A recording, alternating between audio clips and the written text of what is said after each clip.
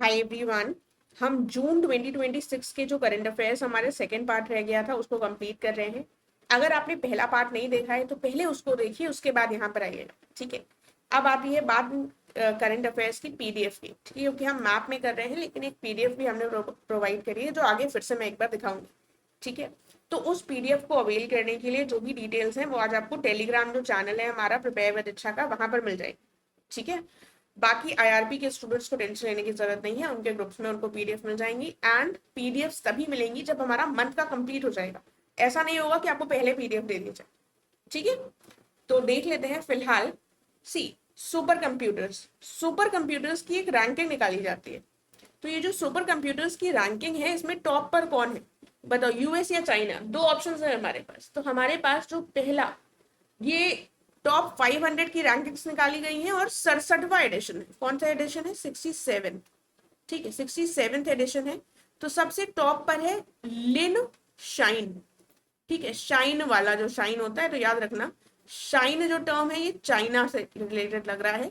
तो चीन का लिनशाइन जो कंप्यूटर सुपर कंप्यूटर है ये टॉप रैंकिंग पर है। दूसरे नंबर पर आता है हमारा, अब चाइना ने पहली पोजीशन ले ली है तो दूसरे नंबर पर कौन आएगा? यूएस। यूएस की जो दूसरी पोजीशन है, तो अब यूएस को सबका कैप्टन बनने का बहुत शौक है। तो यूएस का जो सुपर कंप्यूटर है इसका नाम है एल कैपिटान। स्पेलिंग में कैप्टन नहीं है, एल कैपिटान कर है। तो ये सेकंड नंबर पर यूएस का आता है। फिर आता है थर्ड नंबर की रैंकिंग किसकी है? थर्ड नंबर पर अगेन कैप्टन बनना है इनको फ्रंट पे खड़े होकर। ठीक है, तो इनका जो चौथा है, सॉरी जो तीसरा है वो है फ्रंटियर। ये दोनों हमारे यूएस के हैं। तो इनकी रैंकिंग याद रख लेना, सुपर कंप्यूटर की जो रैंकिंग 67वां एडिशन निकाला गया है। पहला लिनशाइन हो गया, दूसरा और तीसरा यूएस का एल कैपिटान और फ्रंटियर्स। अब बात आती है भारत भी कहीं इन सुपर कंप्यूटर्स में स्टैंड कर भी रहा है कि नहीं। तो भारत की क्या रैंकिंग है? तो भारत का एक सुपर कंप्यूटर है हमारा एरावत। ठीक है, एरावत। और इसमें भारत की जो रैंकिंग है वो अपने 75 है। 75th रैंकिंग है ग्लोबली, ये याद रख लेना। अब इसमें सबसे ज्यादा सुपर कंप्यूटर्स के वॉल्यूम के हिसाब से देखो, सबसे संख्या में सबसे आगे कौन होगा? तो यूएसए ही होगा। यहाँ टॉप 3 में भी दो यूएसए के हैं, संख्या में सबसे ज्यादा यूएसए के हैं। सेकेंड नंबर पर फिर चाइना नहीं है, ईयू है। ठीक है, ईयू है। तो यूएसए के बाद वॉल्यूम में अगर देखें सुपर कंप्यूटर्स की, तो यूएसए के बाद ईयू आ जाएगा। बस इतना याद रखें।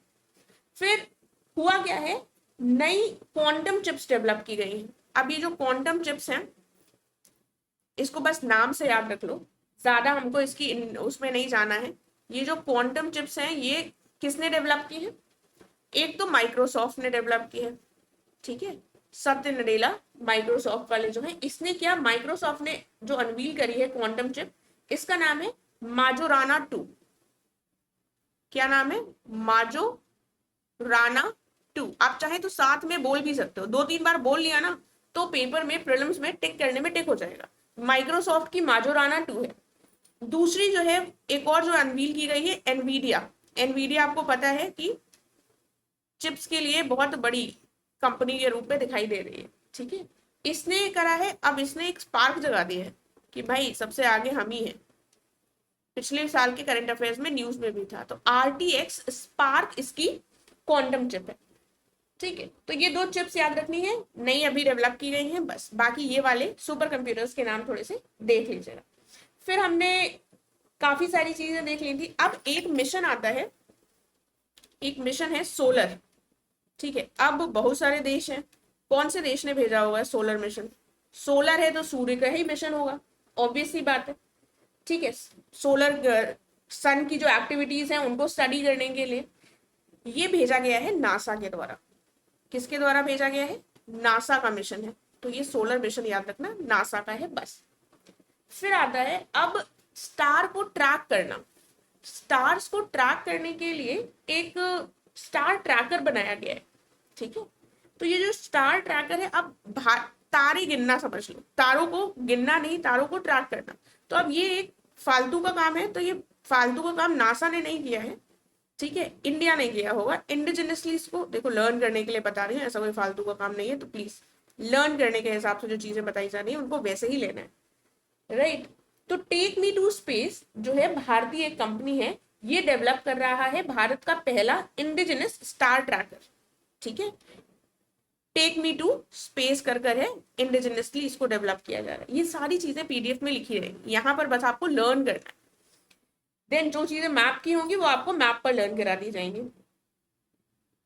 उसके बाद क्या आता है, उसके बाद सी इंडिया का पहला sky caste system. Sky caste system जो है कुल मिलाकर मिशन मौसम के तहत भारत का एक मिशन मौसम लॉन्च किया गया था, मिशन मौसम, ठीक है। इस मौसम के तहत इंडिया का पहला स्काई कास्ट सिस्टम जो है उसको इनॉग्रेट किया गया है। ये कहां पर किया गया है, जो हमारा सबसे बिजिएस्ट एयरपोर्ट था वो कौन सा था, याद करो, IGI, Indira Gandhi international airport Delhi वाला। यहां पर जो हमारे यूनियन मिनिस्टर हैं जितेंद्र सिंह, इन्होंने इनॉग्रेट किया था। तो ये मॉनिटर करेगा हमारा फॉग और टर्बुलेंस हो रहा है, क्या भी जो भी घटनाएं हमारे एटमॉस्फेयर में चल रही है। इंडिया का पहला स्काई कास्ट सिस्टम कहां पर इनॉग्रेट किया गया है, दिल्ली के Indira Gandhi international airport, right. उसके बाद एक न्यूज आती है कि E85 फ्यूल, बहुत तो सुना होगा, इसके लिए काफी बवाल भी हुआ कि हम इसमें लगभग E85 फ्यूल को परमिशन दे दी गई थी वर्ल्ड एनवायरमेंट डे पर। वर्ल्ड एनवायरमेंट डे का अर्थ जल्दी से याद करो, 5 जून को होता है, ठीक है। इसमें क्या है कि 80 से लगभग 80 to 85% एथेनॉल जो है वो ब्लेंड करा जाएगा और 14 से 19% इसमें पेट्रोल होगा, ठीक है। इसके लिए लेकिन ये सारी व्हीकल्स में नहीं हो सकता है, ये हो सकता है FFVs में, ठीक है। जो फ्यूल फ्लेक्स व्हीकल होते हैं, यानी कि जो फ्यूल फ्लेक्सिबल व्हीकल्स होते हैं, उसमें केवल ये पड़ सकता है। तो इसका जो बवाल चल रहा है वो अलग इशू हो जाता है, बट देन हमें इतना पता होना चाहिए, इसको ऑफिशियली भारत में लॉन्च कर दिया गया। आगे बढ़ते हैं, देखिए फिर क्या हुआ, ministry of power, ministry of power ने क्या किया है कि pumped storage hydro power, pump storage hydro power की जो कैपेसिटी है, कुल मिलाकर पंप स्टोरेज हाइड्रो पावर होता क्या है, water based energy storage system, ठीक है। अब ज्यादा डिटेल में हमको नहीं देखना है, अगर हम एक टॉपिक के बहुत ही डिटेल पर जाएंगे तो हमारा एक ही वीडियो एक ही महीने का 5-6 घंटे का हो जाएगा। तो वापस आ जाते हैं, तो इसके लिए इन्होंने क्या कहा है, इन्होंने लक्ष्य रखा है कि भाई इसकी हम 100 गीगावाट कैपेसिटी जो है वो अचीव कर ले। इसका जो वर्ष है वो है 2035 से 36, ठीक है। तो ये बात यहाँ रखनी है हमको यहाँ पर। देन हमने ये रैंकिंग्स ऑलरेडी देख ली थी, सुपर कंप्यूटर्स में लिनशाइन, एल कैपिटन और फ्रंटियर ये हमारे हो गए हैं यूएसए के। एरावत किसका है, भारत का है, 75वीं रैंक है। क्वांटम चिप माइक्रोसॉफ्ट की है मेजोराना, और हमारा एनवीडिया की है RTX spark. Indigenously take me to space जो है ये स्टार ट्रैकर सिस्टम डेवलप कर रहा है सैटेलाइट्स के लिए, ठीक है। मिशन मौसम के तहत इंदिरा गांधी इंटरनेशनल एयरपोर्ट, जो कि सबसे बिजिएस्ट एयरपोर्ट भी है, वहां पर क्या हुआ है, भारत का पहला स्काई कास्ट को लॉन्च किया गया है। जो स्काई कास्ट सिस्टम है उसको लॉन्च किया गया है, ठीक है। अब अगली चीज हम नासा पर लौट आते हैं। नासा का हमने सोलर मिशन देखा था, अब नासा की एक दो चीजें हम और देखेंगे। नासा ने एक तो सोलर वन लॉन्च किया जो हमारा सूर्य की स्टडी से रिलेटेड हो गया।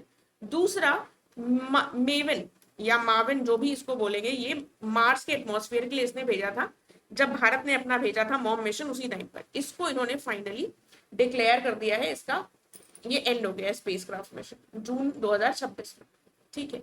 तीसरी एक और चीज हम देखेंगे नासा की, वो क्या है, आर्टेमिस 3 मिशन। आर्टेमिस 3 में इन्होंने बोला है कि आर्टेमिस 3 जो है इसमें रैंडी ब्रेसनिक, नासा के जो रैंडी ब्रेसनिक है उनको इस मिशन का कमांडर घोषित किया गया है। बस ये याद रखना, रैंडी, ठीक है। तो नासा से रिलेटेड 3 न्यूज पढ़ लिए, एक सोलर वन पढ़ लिए, एक मेवन खत्म हो गया, और एक आर्टेमिस के रैंडी जो है इनको आर्टेमिस 3 का मिशन कमांडर घोषित किया गया। इतना हो गया। उसके बाद अब क्या देखेंगे, सी अब आता है हमारा एक महाजल प्रोजेक्ट या महाजल प्रोग्राम, MAHA, महा और जल, ये है किसका। अब जल आ रहा है अगर इसके नाम में, तो सबसे पहले तो इसमें जल शक्ति अब मिनिस्ट्री हो जाएगी, जल शक्ति मिनिस्ट्री प्लस ANRF, अनुसंधान नेशनल रिसर्च फाउंडेशन, इन दोनों लोगों ने मिलकर लॉन्च किया। इसके जो महा है, इसका फुल फॉर्म क्या है? इसका फुल फॉर्म है mission for advancement in high impact areas water. ठीक है, high impact areas water program या जल प्रोग्राम। ठीक है, तो हाई इम्पैक्ट एरियाज कौन से हैं? जहां पर भी पानी की ज्यादा किल्लत हो रही है, उसके लिए इसको इस प्रोग्राम के तहत डिसाइड किया गया है कि फंडिंग दी जाएगी।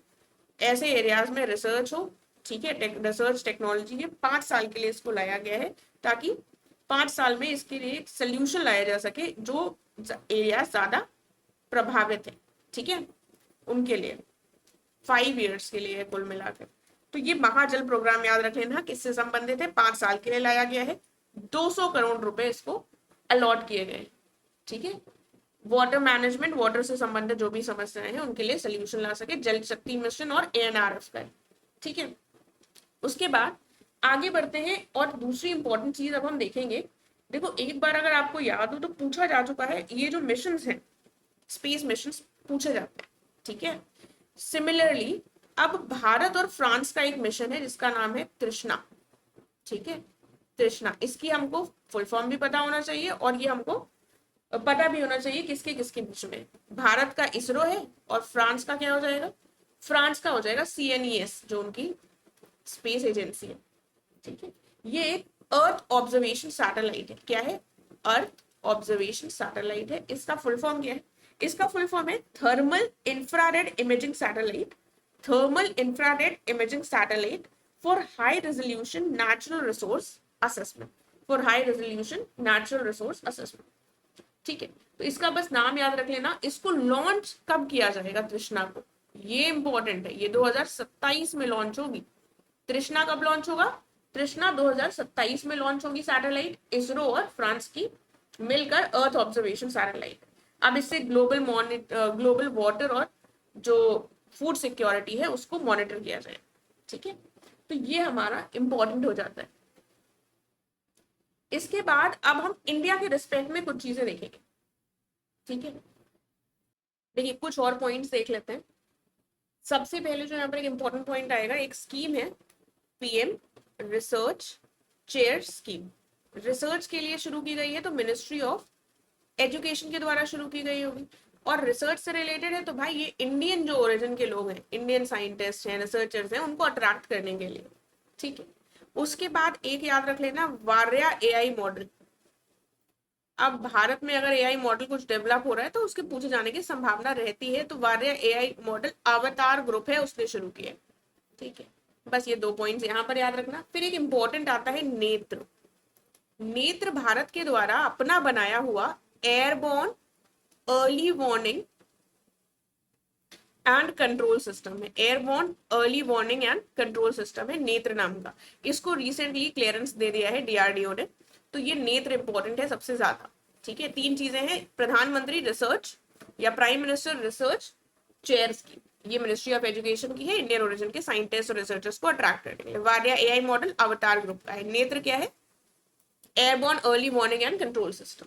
ठीक है, इसके अलावा जो हमारा देश भारत है, ये 5वां देश बन गया है। किस चीज में 5वां बना है? ये 5वां देश बन गया है जिसने multi layer ballistic missile defence system को टेस्ट किया। ठीक है, multi layer ballistic missile defence system, इतने एडवांस सिस्टम को टेस्ट करने वाला भारत 5वां देश बन गया। कुछ चीजें हम अभी PDF खोलकर भी पढ़ेंगे, सारी चीजें यहाँ नहीं करेंगे, जो भी हमारा यहाँ पर हो सकता है वो कवर करेंगे, देन बाकी बचा कुछ PDF से देखेंगे। अब कुछ चीजों में रैंकिंग देखते हैं भारत की। अब जो हमारा देश भारत है, ये second largest solar energy market के रूप में ग्लोबली स्थापित हो चुका है। Second largest solar energy market, second largest solar energy market. ठीक है, सोलर एनर्जी मार्केट के रूप में भारत जो है वो ग्लोबली स्टैब्लिश हो गए। ठीक है, जिसने भारत ने लगभग 37 गीगावाट सोलर एनर्जी जो है वो ऐड की है 2025 में। 2025 में 37 gigawatt energy, solar energy add की है। उसके बाद भारत जो है एक चीज में टॉप पर है, फर्स्ट रैंकिंग है भारत की। क्या है first? Ship recycling. Ship recycling वगैरह में भारत की जो स्थान है वो भारत दुनिया में टॉप पर है। ठीक है, उसके बाद इंडिया जो है आर्टिफिशियल इंटेलिजेंस परफॉर्मेंस रैंकिंग है एक। ठीक है, देखो बाकी हम रैंकिंग वगैरह करेंगे। आर्टिफिशियल इंटेलिजेंस रैंकिंग, इसमें इंडिया 4th पर है, तो अपने आप में ये बड़ी बात है। ठीक है, तो ये हमने क्या पढ़ा, ये हमने 3 जो ये चीजें पढ़ी यहाँ पर वो हमने देख लिया क्या क्या था। फिर भारत 5वां हो गया है देश जिसने ये मिसाइल, एडवांस मिसाइल सिस्टम जो है उसको टेस्ट किया। ठीक है, multi layer ballistic missile defence system. Second rank है भारत की ग्लोबली सोलर एनर्जी मार्केट में, जिसने 37 गीगावाट 2025 में ऐड किया। शिप रिसाइकलिंग में फर्स्ट नंबर पर, और एआई रैंकिंग में, एआई इंटेलिजेंस रैंकिंग जो है इसमें भारत की रैंक 4थी है दुनिया में। ठीक है, एआई इंटेलिजेंस नहीं है, सॉरी, एआई परफॉर्मेंस रैंकिंग। ठीक है, एआई परफॉर्मेंस रैंकिंग, एआई में तो इंटेलिजेंस आ ही जाएगा, राइट। इसके अलावा भारत से रिलेटेड हम 2-3 चीजें और देखेंगे। देखो ऐसा करते हैं, पहले हम वर्ड मैप पर एक बार चलते हैं और वहां पर जो भी चीजें हैं उनको निपटा लेते हैं, देन हम यहाँ पर आएंगे। ठीक है,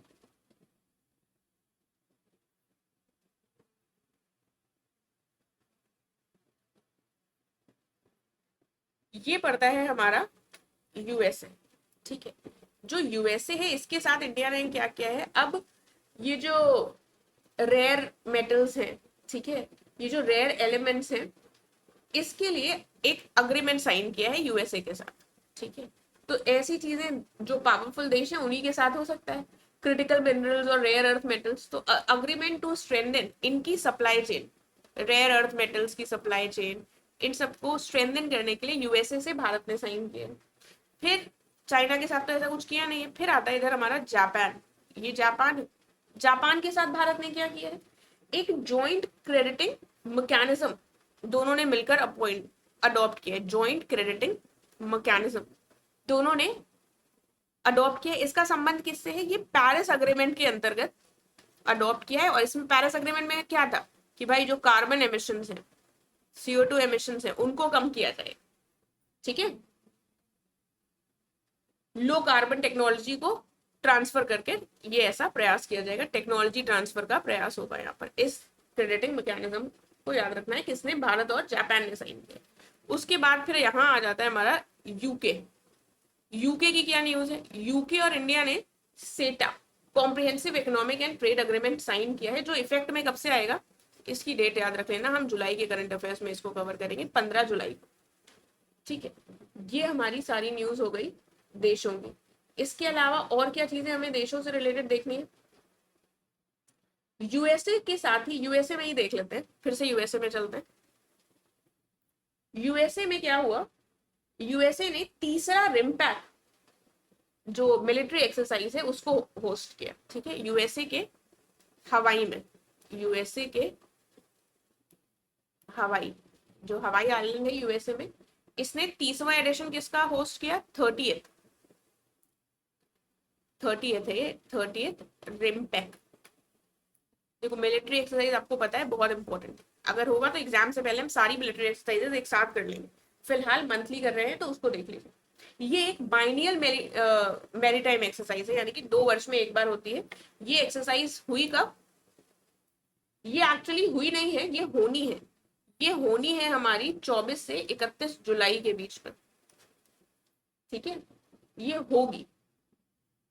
और इसमें इंडिया की तरफ से कौन पार्टिसिपेट करेगा, तो रिम्पेक में पार्टिसिपेट करेगा आईएनएस शिवालिक। क्या पार्टिसिपेट करेगा, आईएनएस शिवालिक। ठीक है, उसके बाद याद करो एक्सरसाइज खान क्वेस्ट। जो एक्सरसाइज खान क्वेस्ट है ये किसकी होती है, ये है बेसिकली मंगोलिया, ये पड़ता है हमारा मंगोलिया। ठीक है, ये जो मंगोलिया है यहाँ पर खान क्वेस्ट कर जो एक्सरसाइज है, इस एक्सरसाइज को 24 जून से, देखो इसमें डेट्स 2024 में पूछी गई है तो इसलिए हम थोड़ा सा डेट्स याद रखेंगे, भले ही थोड़ा ऊपर नीचे हो जाए। 24 जून से ये 30 जुलाई तक होगी। ठीक है, 30 जुलाई तक ये एक्सरसाइज होनी है। इसमें भारत का जाट रेजिमेंट जो है वो पार्टिसिपेट करेगा, और ये एक मल्टीनेशनल एक्सरसाइज है। ठीक है, मल्टीनेशनल है यानी कि बहुत सारे देश जो है इसमें पार्टिसिपेट करते हैं। फिर आती है एक एक्सरसाइज हमारी ऑस्ट्रेलिया की, ये पड़ता है ऑस्ट्रेलिया, पिच ब्लैक। सॉरी गलत लिख दिया है, पिच ब्लैक एक्सरसाइज। ये पिच ब्लैक जो एक्सरसाइज है ये 20 जुलाई से 7 अगस्त तक होगी ऑस्ट्रेलिया में। ये भी एक multinational air combat air exercise है, यानी कि एयरफोर्स वालों की एक्सरसाइज है, ठीक है। और इसमें इंडियन एयरफोर्स जो है उसका पार्टिसिपेशन रहेगा, ठीक है। ये हो गए 3 चीजें, हमने क्या क्या देखी, चलो फिर से देख लेते हैं। यूएसए का, यूएसए के हवाई में 30वां रिम्पैक्ट का एडिशन 24 से 31 जुलाई के बीच में, जिसमें आईएनएस शिवालिक का पार्टिसिपेशन रहेगा, ठीक है। मंगोलिया में खान क्वेस्ट 24 जून से 30 जुलाई तक, ठीक है, मल्टीनेशनल होगी ये भी। ऑस्ट्रेलिया में पिच ब्लैक एयरफोर्स की है, इंडिया का भी इसमें पार्टिसिपेशन देखने को मिलेगा, ठीक है। ये हो गया। इसके अलावा एक यूके की और न्यूज है। यूके की और न्यूज क्या है, 15 जुलाई को, ये तो हमने देखा कि 15 जुलाई से जो इंडिया और यूके का सेपा है, ये वो न्यूज थी। एक दूसरी न्यूज क्या है, अब यूके से हम जो एक सीपी कैट कर जैगुआर जेट्स हैं, जो यूके ने रिटायर कर दिए हैं, Jaguar jets, SEPECAT Jaguar jets, वो हमने 9 खरीदे। क्यों खरीदे, क्योंकि हमें चाहिए होता है जो हमारी जो फ्लीट है उसके लिए हमें रिटायर्ड और जो उनके द्वारा रिटायर्ड पार्ट्स होते हैं, जेट्स होते हैं, उससे हम स्पेयर पार्ट्स और फ्लीट मेंटेनेंस के लिए यूज करते हैं, ठीक है। तो भारत एक गिने चुने देशों में है जो इसको अभी भी यूज कर चुका है, बाकी इनके जो रिटायर्ड है उसको यूज कर हम अपना मेंटेन कर रहे हैं। तो यूके की ये 2 न्यूज हो गई। फिर एक हम यहाँ पर देखेंगे वियतनाम, यहाँ पड़ता है हमारा वियतनाम। वियतनाम की क्या न्यूज है, वियतनाम का है रोंगा पोर्ट। कौन सा पोर्ट है वियतनाम का, रोंगा। कौन सा पोर्ट है, रोंगा पोर्ट। यहाँ पर इंडियन नेवी जो है ये गुडविल नेवल डिप्लॉयमेंट के तहत, ठीक है, दोस्ती के चलते इंडियन नेवी 2 अपनी वॉरशिप्स है, एक है आईएनएस उदयगिरी, एक है आईएनएस उदयगिरी, वियतनाम में एक उदयगिरी, और दूसरी कौन सी है, दूसरी है आईएनएस कावेरित्ती, आईएनएस कावेरित्ती, ठीक है। तो इसको गुडविल के तहत इन दोनों को वहां पर रोंगा पोर्ट में भारत ने, इंडियन नेवी ने डॉक कर, ठीक है, डॉक किया। कौन कौन सी, उदयगिरी और आईएनएस कावेरित्ती। और यहाँ पर शिवालिक जहाज जो थी वो किसमें भेजी जाएगी, रिम्पैक में। तो ये दोनों चीजों को याद रखिएगा। देन फिर क्या हुआ, सेशेल्स, हम यहाँ पर है सेशेल्स, सेशेल्स की एक न्यूज देख लेते हैं। सेशेल्स का क्या हुआ, इंडियन नेवी जो वॉरशिप है वो सेशेल्स को हम देख चुके हैं, मोदी जी गए थे पिछले वाले उसमें, ये हम न्यूज देख चुके हैं। तो उसी समय पर 2, एक आईएनएस इक्षक, ठीक है, इच्छा नहीं होता है, इच्छा होता है, बस यहाँ पर इसका नाम इक्षक है, ठीक है। और दूसरा आईएनएस तरकश, जो आईएनएस तरकश है, आईएनएस इक्षक और तरकश, ये वहां पर डिप्लॉय किए गए सेशेल्स में, राइट। तो ये पॉइंट हमको यहाँ पर इसका ध्यान रखना है। देन अब हम थोड़ा सा देखेंगे इंडिया से रिलेटेड कुछ चीजें, इंडिया में चलेंगे। उससे पहले चलो यहीं पर एक चीज, 2 चीजें और देख लेते हैं। ये है हमारा बांग्लादेश, ठीक है। बांग्लादेश में क्या हुआ है, बांग्लादेश में अपॉइंट किया गया है हाई कमिश्नर ऑफ इंडिया। उनका नाम क्या है, दिनेश त्रिवेदी। क्या है, दिनेश त्रिवेदी। बांग्लादेश में भारत का कौन हाई कमिश्नर अपॉइंट किया गया है, दिनेश त्रिवेदी, ठीक है। तो नाम इनका याद रखिएगा। फिर आता है सऊदी अरेबिया। सऊदी अरेबिया ये है, सऊदी अरेबिया में भारत का अगला एम्बेसडर कौन होगा, तो सऊदी अरेबिया में भारत के अगले एम्बेसडर होंगे विपुल, ठीक है। तो ये भारत के आसपास की क्या न्यूज है, बांग्लादेश में दिनेश त्रिवेदी को नया हाई कमिश्नर अपॉइंट किया गया, और विपुल जो होंगे सऊदी अरेबिया में भारत के नए एम्बेसडर होंगे। वियतनाम के रोंगा पोर्ट में क्या किया गया है, गुडविल के तहत किसको डिप्लॉय किया गया है, उदयगिरी और कावेरित्ती को, ठीक है। और यहाँ पर सेशेल्स में किसको भेजा गया था, आईएनएस इक्षक और तरकश। इक्षक और तरकश थोड़े से सिमिलर नाम है, सेशेल्स से याद रखना, ठीक है। सम्मिश्र शासन, सेशेल्स, शक और तरकश, ठीक है। तो ये थोड़ा सा राइमिंग नाम है तो टिक हो जाएगा कुल मिलाकर। देन इसके बाद एक चीज यूके की और देख लो, यूके की एक चीज और क्या है, यूके का जो स्कॉटलैंड है, आपको पता है स्कॉटलैंड, इंग्लैंड, वेल्स तीनों ही हमारा यूके फॉर्म करते हैं, ठीक है। तो इसमें हुआ क्या है, जो फादर ऑफ सर्जरी जिनको कहा जाता है, महर्षि सुश्रुत, इनका स्टैचू जो है उसको अनवील किया गया है, महर्षि सुश्रुत, ठीक है। एंशिएंट हिस्ट्री में पढ़कर आए हो सुश्रुत के बारे में, तो सुश्रुत का कहाँ पर अनवील किया गया है स्टैचू, जिनको फादर ऑफ सर्जरी सुश्रुत जो है, ब्रॉन्ज का स्टैचू है, जो royal college of surgeon Edinburgh Scotland में है, तो वहां पर इनका स्टैचू अनवील किया गया। बस ये 3 न्यूज हम फिर से एक बार यूके की देख लेते हैं। कौन सी? 15 जुलाई से हमारा सेपा होगा, और ये सेपेक कैट जैगुआर जेट जो रिटायर हो गए 9, वो हमारे इंडियन एयरफोर्स ने खरीदे हैं ताकि उसके स्पेयर पार्ट्स को यूज कर सके। और सुश्रुत का, महर्षि जो सुश्रुत है फादर ऑफ सर्जरी, उनका एक लगभग 90 किलो का ब्रॉन्ज स्टैचू अनवील कहाँ किया गया है? स्कॉटलैंड में, ठीक है। इसके बाद अब हम बढ़ेंगे इंडिया की तरफ। देखिए, तो इंडिया के रिस्पेक्ट में कुछ चीजें देख लेते हैं, जैसे अभी एक LPPI, logistic port performance index, इसमें क्या हुआ है, ओडिशा का जो पारादीप पोर्ट है ये हमारा किस कैटेगरी में? ड्राई बल्क कैटेगरी में ये फर्स्ट आया है, ठीक है। गुजरात का मुंद्रा पोर्ट जो है हमारा, ये कंटेनर्स की कैटेगरी में फर्स्ट आया है, ठीक है, फर्स्ट आया है। कंटेनर्स की कैटेगरी में एक सेकंड कौन आया है? ये है महाराष्ट्र का Jawaharlal Nehru port authority, port trust, ये सेकंड है कंटेनर्स की कैटेगरी में। अब एक और कैटेगरी है लिक्विड बल्क की, तो सिक्का पोर्ट है जो पड़ता है गुजरात में, ये लिक्विड बल्क की कैटेगरी में फर्स्ट आया, ठीक है। तो पारादीप ड्राई बल्क में फर्स्ट हो गया, मुंद्रा कंटेनर्स में फर्स्ट हो गया, Jawaharlal Nehru port authority second हो गई है इसमें कंटेनर्स में, और सिक्का लिक्विड बल्क में फर्स्ट हो गया। ऐसे क्वेश्चन पूछ ले जाते हैं फर्जी टाइप के, तो ध्यान रखना है। एक चीज और न्यूज में थी, नेशनल ग्रीन हाइड्रोजन मिशन, तो इसमें न्यूज में ये था कि भाई इसके अंदर एक ग्रीन यूरिया रोड मैप जारी किया गया है। इंपॉर्टेंट ये हो जाता है कि national green hydrogen mission launch कब किया गया, तो इसको लॉन्च किया गया था 2023 में, ठीक है। क्योंकि स्टेटमेंट में क्वेश्चन अगर पूछते हैं तो इस तरीके का क्वेश्चन पूछा जा सकता है, ग्रीन यूरिया रोड मैप किसका है, ऐसा नहीं पूछेंगे, ठीक है। और उद्देश्य क्या है? ग्रीन हाइड्रोजन मिशन के अंतर्गत भारत चाहता है कि 2030 तक जो हाइड्रोजन गैस है इसका लगभग 5 MMT 2030 तक 5 MMT की एनुअल कैपेसिटी के साथ भारत लीडर बन जाए विश्व में। तो ये थोड़ा सा नेशनल ग्रीन हाइड्रोजन मिशन के बारे में हमको पता होना चाहिए। आगे बढ़ते हैं।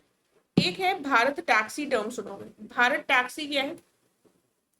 भारत टैक्सी, इसको मिनिस्ट्री ऑफ कोऑपरेशन के द्वारा बढ़ावा दिया जा रहा है, कमीशन नहीं होगा इस पे, ठीक है। एक ड्राइवर ओन ये सवारी है, कैब सर्विस है, ठीक है। तो भारत टैक्सी याद रखेंगे। देन एक पॉइंट और है, ये पड़ता है हमारा पंजाब, कुछ पॉइंट्स हमारे रिपीट हो सकते हैं पिछली बार से, ठीक है। तो उनको इग्नोर कर दीजिएगा, अदरवाइज हम सारे चीजों को कवर कर लेंगे, कोई भी चीज मिस नहीं होगी। एक कादियान कादियान 20 रेल लाइन का रिवाइवल हो रहा है 100 साल के बाद, कहां पर हो रहा है? पंजाब में। कादियान 20 रेल लाइन का रिवाइवल हो रहा है पंजाब, ये पॉइंट हमने पहले डिस्कस किया था, 100 साल से पेंडिंग प्रोजेक्ट। फिर आता है एक एक्स्ट्रा पॉइंट, ये पंजाब का पॉइंट याद रखना, अमेजॉन इंडिया। अमेजॉन इंडिया क्या कर रहा है भाई? अमेजॉन से ऑर्डर सब लोग करते होंगे। अमेजॉन इंडिया का इंपॉर्टेंट पॉइंट ये है कि इन्होंने कहा है कि लगभग 48 मिलियन का या कितने भी मिलियन का हो इन्वेस्टमेंट किया जाएगा भारत में क्लाउड और AI इंफ्रास्ट्रक्चर को बढ़ावा देने के लिए। तो AI इंफ्रास्ट्रक्चर को बढ़ावा देने के लिए कौन सा ई-कॉमर्स बढ़ा पार्टिसिपेट कर रहा है? अमेजॉन, ठीक है। अमेजॉन का नाम हमको यहाँ पर याद रखना है, बहुत इंपॉर्टेंट हो जाता है, राइट। देखिए, केरला में केरला में एक शुरू की गई है हमारी स्कीम, ये स्कीम है प्रियदर्शनी स्कीम। केरला में क्या स्कीम शुरू की गई है? प्रियदर्शनी। इससे पहले हमने लास्ट लेक्चर में केरला की कौन सी करप्शन से रिलेटेड स्कीम डिस्कस की थी, जरूर कमेंट करके बताइएगा। ये जो प्रियदर्शनी स्कीम है, इसमें होगा क्या कि फ्री पब्लिक ट्रांसपोर्ट मिलेगा। किसको? महिलाओं को और ट्रांसजेंडर्स को। ठीक है, केरला में ही एक चीज की जा रही है कि पहला केरला स्टेट बन गया है, पहला केरला स्टेट बन गया है जहां पर एक सीनियर सिटीजन का डिपार्टमेंट होगा। तो पहले तो इन्होंने प्रियदर्शनी स्कीम लेकर आए, ठीक है, और दूसरी चीज इन्होंने क्या करी, इन्होंने सीनियर सिटीजन का, तो इन्होंने एक तरफ महिलाओं को और ट्रांसजेंडर्स को केटर किया और सीनियर सिटीजन का डिपार्टमेंट बना दिया। तो सीनियर सिटीजन का डिपार्टमेंट बनाने वाला केरला पहला राज्य बन गया। ठीक है, देन उसके बाद जम्मू कश्मीर में क्या हुआ? जम्मू कश्मीर में प्रोजेक्ट हॉक आई चलाया गया, सॉरी, जम्मू कश्मीर में प्रोजेक्ट हॉक आई। इसका संबंध किससे है? इसमें सर्विलांस सिक्योरिटी है, एक सर्विलांस सिक्योरिटी लॉन्च की गई अमरनाथ यात्रियों की सुरक्षा के लिए। ठीक है, तो प्रोजेक्ट हॉक आई का संबंध हमारा जम्मू कश्मीर से हो जाएगा। देन वैसे तो हम यूपी पढ़ेंगे, बट एक चीज याद रख लेना, लखनऊ में क्या हुआ? यूपी के लखनऊ में नेवल शौर्य वाटिका इनॉग्रेट की गई। क्या इनॉग्रेट की गई? अब हमको नेवल शौर्य वाटिका यूपी के लखनऊ में कभी नहीं लगेगी, बट याद रखना अलग सी बात है, नेवल नई बात है, नवीन। नेवल शौर्य वाटिका कहाँ आयोजित की गई है? यूपी में, यूपी के लखनऊ में। ठीक है, और इसके बाद गुजरात पुलिस, गुजरात के पोर्ट तो पढ़ लिए हम लोगों ने, तो अब गुजरात की पुलिस के बारे में भी एक पॉइंट पढ़ेंगे। गुजरात की पुलिस ने क्या किया? गुजरात की पुलिस ने एक operation delta Hunt, operation delta Hunt चलाया। कौन सा चलाया? ऑपरेशन डेल्टा हंट गुजरात की पुलिस ने लॉन्च किया अगेंस्ट इनलीगल बांग्लादेशी इमिग्रेंट्स। तो यहाँ पर गुजरात में चलाया जाएगा बांग्लादेशी इमिग्रेंट्स के खिलाफ। तो ये थोड़ा सा हमें शायद अगर हमें नहीं पता होगा तो हम गेस नहीं कर पाएंगे। ठीक है, तो ये याद रखिएगा, राइट। गुजरात की पुलिस ने क्या चलाया? Operation delta Hunt. केरला में दो चीजें क्या पढ़ी? एक प्रियदर्शनी स्कीम महिलाओं और ट्रांसजेंडर्स के लिए फ्री बस ट्रांसपोर्ट, और सीनियर सिटीजन का डिपार्टमेंट। ऐसा करने वाला पहला राज्य बन गया है गुजरात। लखनऊ में नेवल शौर्य वाटिका का आयोजन किया। ठीक है, उसके बाद फिर बेंगलुरु में एक पॉइंट आता है। बेंगलुरु में क्या हुआ? लिवरपूल यूनिवर्सिटी का कैंपस स्टैब्लिश किया जाए। लिवरपूल, लिवरपूल कहां पर पड़ता है? यूके में। तो यूके की ऐसी यूनिवर्सिटी का फर्स्ट इंटरनेशनल ब्रांच कैंपस कहां पर लग रहा है? बेंगलुरु, कर्नाटका। कौन सी यूनिवर्सिटी है? लिवरपूल। ठीक है, तो ये लिवरपूल जैसी यूनिवर्सिटी कहां पर स्टैब्लिश हो रही है? बेंगलुरु में, इसको ध्यान रखना। फिर सिक्किम, सिक्किम चले, नॉर्थ ईस्ट का कुछ नहीं पड़ा था। सिक्किम में क्या हुआ? सिक्किम की जो पुलिस है उसको मिला है प्रेसिडेंट का पुलिस कलर अवार्ड, प्रेसिडेंट का पुलिस कलर अवार्ड। अभी पुलिस से संबंधित क्या पढ़ा था हमने? गुजरात की पुलिस ने ऑपरेशन डेल्टा हंट चलाया था, किसके खिलाफ? बांग्लादेशीज के खिलाफ। ठीक है, और सिक्किम की पुलिस को कौन सा अवार्ड मिला है? President police colour. ठीक है, प्रेसिडेंट के द्वारा दिया गया है पुलिस फोर्स को दिया जाने वाला सबसे उच्च अवार्ड। ठीक है, उसके बाद उड़ीसा को, उड़ीसा जहां पर अगेन एक पोर्ट की बात हमने, पारादीप पोर्ट को ड्राई बल्क की कैटेगरी में लॉजिस्टिक पोर्ट परफॉर्मेंस इंडेक्स में टॉप किया है इसने। एक उड़ीसा की और न्यूज पढ़ेंगे हम। एक उड़ीसा की न्यूज और क्या है कि इसको पीएम सूर्य घर एक्सेलेंस, पीएम सूर्य घर एक्सेलेंस अवार्ड मिला है स्टेट ऑफ ओडिशा को, सोलर रूफटॉप फ्रेमवर्क के इम्प्लीमेंटेशन के लिए। ठीक है, ये याद रखना है। नॉर्थ ईस्ट की एक दो चीजें और देख लेते हैं। सिक्किम में क्या देखा? प्रेसिडेंट पुलिस कलर का अवार्ड सिक्किम पुलिस को मिला है। ठीक है, त्रिपुरा में क्या हुआ? त्रिपुरा का, ये है हमारा त्रिपुरा। ठीक है, सॉरी ये वाला है त्रिपुरा, वो तो मिजोरम है, ये है त्रिपुरा। ठीक है, त्रिपुरा ने क्या किया? त्रिपुरा में क्वीन पाइनएप्पल मिशन चलाया गया। ठीक है, क्वीन पाइनएप्पल मिशन चलाया गया। कुल मिलाकर इनको अपनी वैल्यू चेन, जो सप्लाई चेन है, पूरी इंटायर वैल्यू चेन डेवलप करनी है। जीआई टैग जो इनका क्वीन पाइनएप्पल है। तो क्वीन पाइनएप्पल क्या है? किसका है? त्रिपुरा का। इससे पिछली बार हमने त्रिपुरा का एक जीआई टैग डिस्कस किया था। अगेन ये भी आपको आंसर देना है कि पिछली बार हमने क्या डिस्कस किया था। फिर आता है मूगा सिल्क कहाँ पाया जाता है? ये तो पढ़े होंगे। मूगा सिल्क कहाँ पाया जाता है? असम में। तो उसी के लिए एक मिशन चलाया गया, मिशन स्नेह जोड़ी। स्नेह जोड़ी, मूंगा सिल्क को बढ़ावा देने के लिए मिशन स्नेह जोड़ी, SENEHJORI, ट्रांसफॉर्म करना है असम के मूंगा सिल्क को। और वर्ल्ड का, क्योंकि ये ओनली नेचुरली गोल्डन सिल्क है, ठीक है, और भारत का ये GI टैग सिल्क है। इसी के लिए मिशन स्नेह जोड़ी किसके लिए चलाया गया? मूंगा सिल्क के लिए। और मूंगा सिल्क कहाँ पर पाया जाता है? असम। फिर आ जाते हैं हम तेलंगाना में। अब तेलंगाना ने कहा कि हमारी कोई न्यूज नहीं है, तो तेलंगाना की एक न्यूज है छोटी सी, कि विमेन की सेफ्टी के लिए स्त्री राइड इनिशिएटिव चलाया गया। केरला ने तो इनको प्रियदर्शनी स्कीम के तहत फ्री दे दिया, और तेलंगाना ने क्या किया कि स्त्री राइड इनिशिएटिव चलाया। क्या चलाया? स्त्री राइड इनिशिएटिव तेलंगाना ने चलाया। ओडिशा ने कहा कि हमने ड्राई बल्क में पोर्ट के LPPI कैटेगरी में, पारादीप ड्राई बल्क कैटेगरी में, सॉरी, LPPI इंडेक्स में जीत गया। ठीक है, प्रधानमंत्री सूर्य घर एक्सीलेंस अवार्ड हमने जीत लिया। एक चीज अब हम और करेंगे, अब हमने जब इतना अच्छा सब कुछ स्टैब्लिश कर लिया है, तो हम एक चीज लॉन्च करेंगे। वो चीज क्या है हमारी? वो चीज है गो ईस्ट पॉलिसी। ठीक है, गो ईस्ट पॉलिसी। अब जब सब कुछ हमें मिल रहा है, इतने अवार्ड्स मिल गए, हमने सूर्य घर में भी एक्सेलेंस प्राप्त कर लिया है, तो यहाँ पर भी तो इन्वेस्टमेंट आना चाहिए। इसी के लिए गो ईस्ट पॉलिसी जो है वो केरला, सॉरी, ओडिशा के द्वारा लॉन्च की गई है। इतना क्लियर हो गया? अब हम देखेंगे अपना मैप, और उससे हम करेंगे, सॉरी मैप नहीं, PDF देखते हैं हम। ठीक है, ये है हमारी PDF जो मैं आपको कल ऑलरेडी दिखा चुकी हूँ। अब इसमें से हम बीच बीच से पॉइंट्स वो डिस्कस करेंगे जो हमने नहीं किए हैं। ठीक है, आपको नहीं पता है, आपको लगेगा बीच के इन्होंने पॉइंट छोड़ दिया, बट मुझे पता है मैंने क्या डिस्कस किया है क्या नहीं।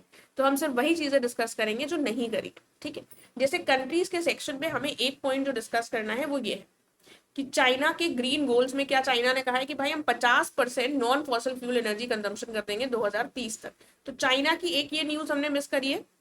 ठीक है, एक चाइना की न्यूज यहाँ पर ये थी, और दूसरी चाइना की एक न्यूज ये कि दुनिया का पहला simultaneous pig to human liver and kidney transplant, तो ये जीनो ट्रांसप्लांटेशन, तो दुनिया का पहला simultaneous pig to human liver और किडनी ट्रांसप्लांट किसने अचीव किया है? चाइना ने किया है। और दूसरी चीज चाइना ने क्या करी है कि भाई हम non fossil fuel energy consumption 50% कर देंगे 2030 तक। इसके अलावा ओंकालो फिनलैंड की एक न्यूज है, ये थोड़ा सा देखने वाला है, क्योंकि वर्ल्ड का पहला परमानेंट अंडरग्राउंड रिपोजिटरी जो हमारा स्पेंट न्यूक्लियर फ्यूल है उसके लिए बनाया गया है ओंकालो में। ठीक है, जो कि फिनलैंड में, तो अपने अंदर ओक रहा है। ठीक है, इस तरीके से याद कर लेना, न्यूक्लियर फ्यूल जो स्पेंट है उसके लिए पहली परमानेंट अंडरग्राउंड रिपोजिटरी बनाई गई। ठीक है, इसके अलावा हम इसमें सब कुछ देख चुके हैं। देन आगे बढ़ेंगे, फिर हमारा आता है, ये सारा हमने कवर कर लिया है। अब हम इकोनॉमी और फाइनेंस के सेक्शन में आएंगे।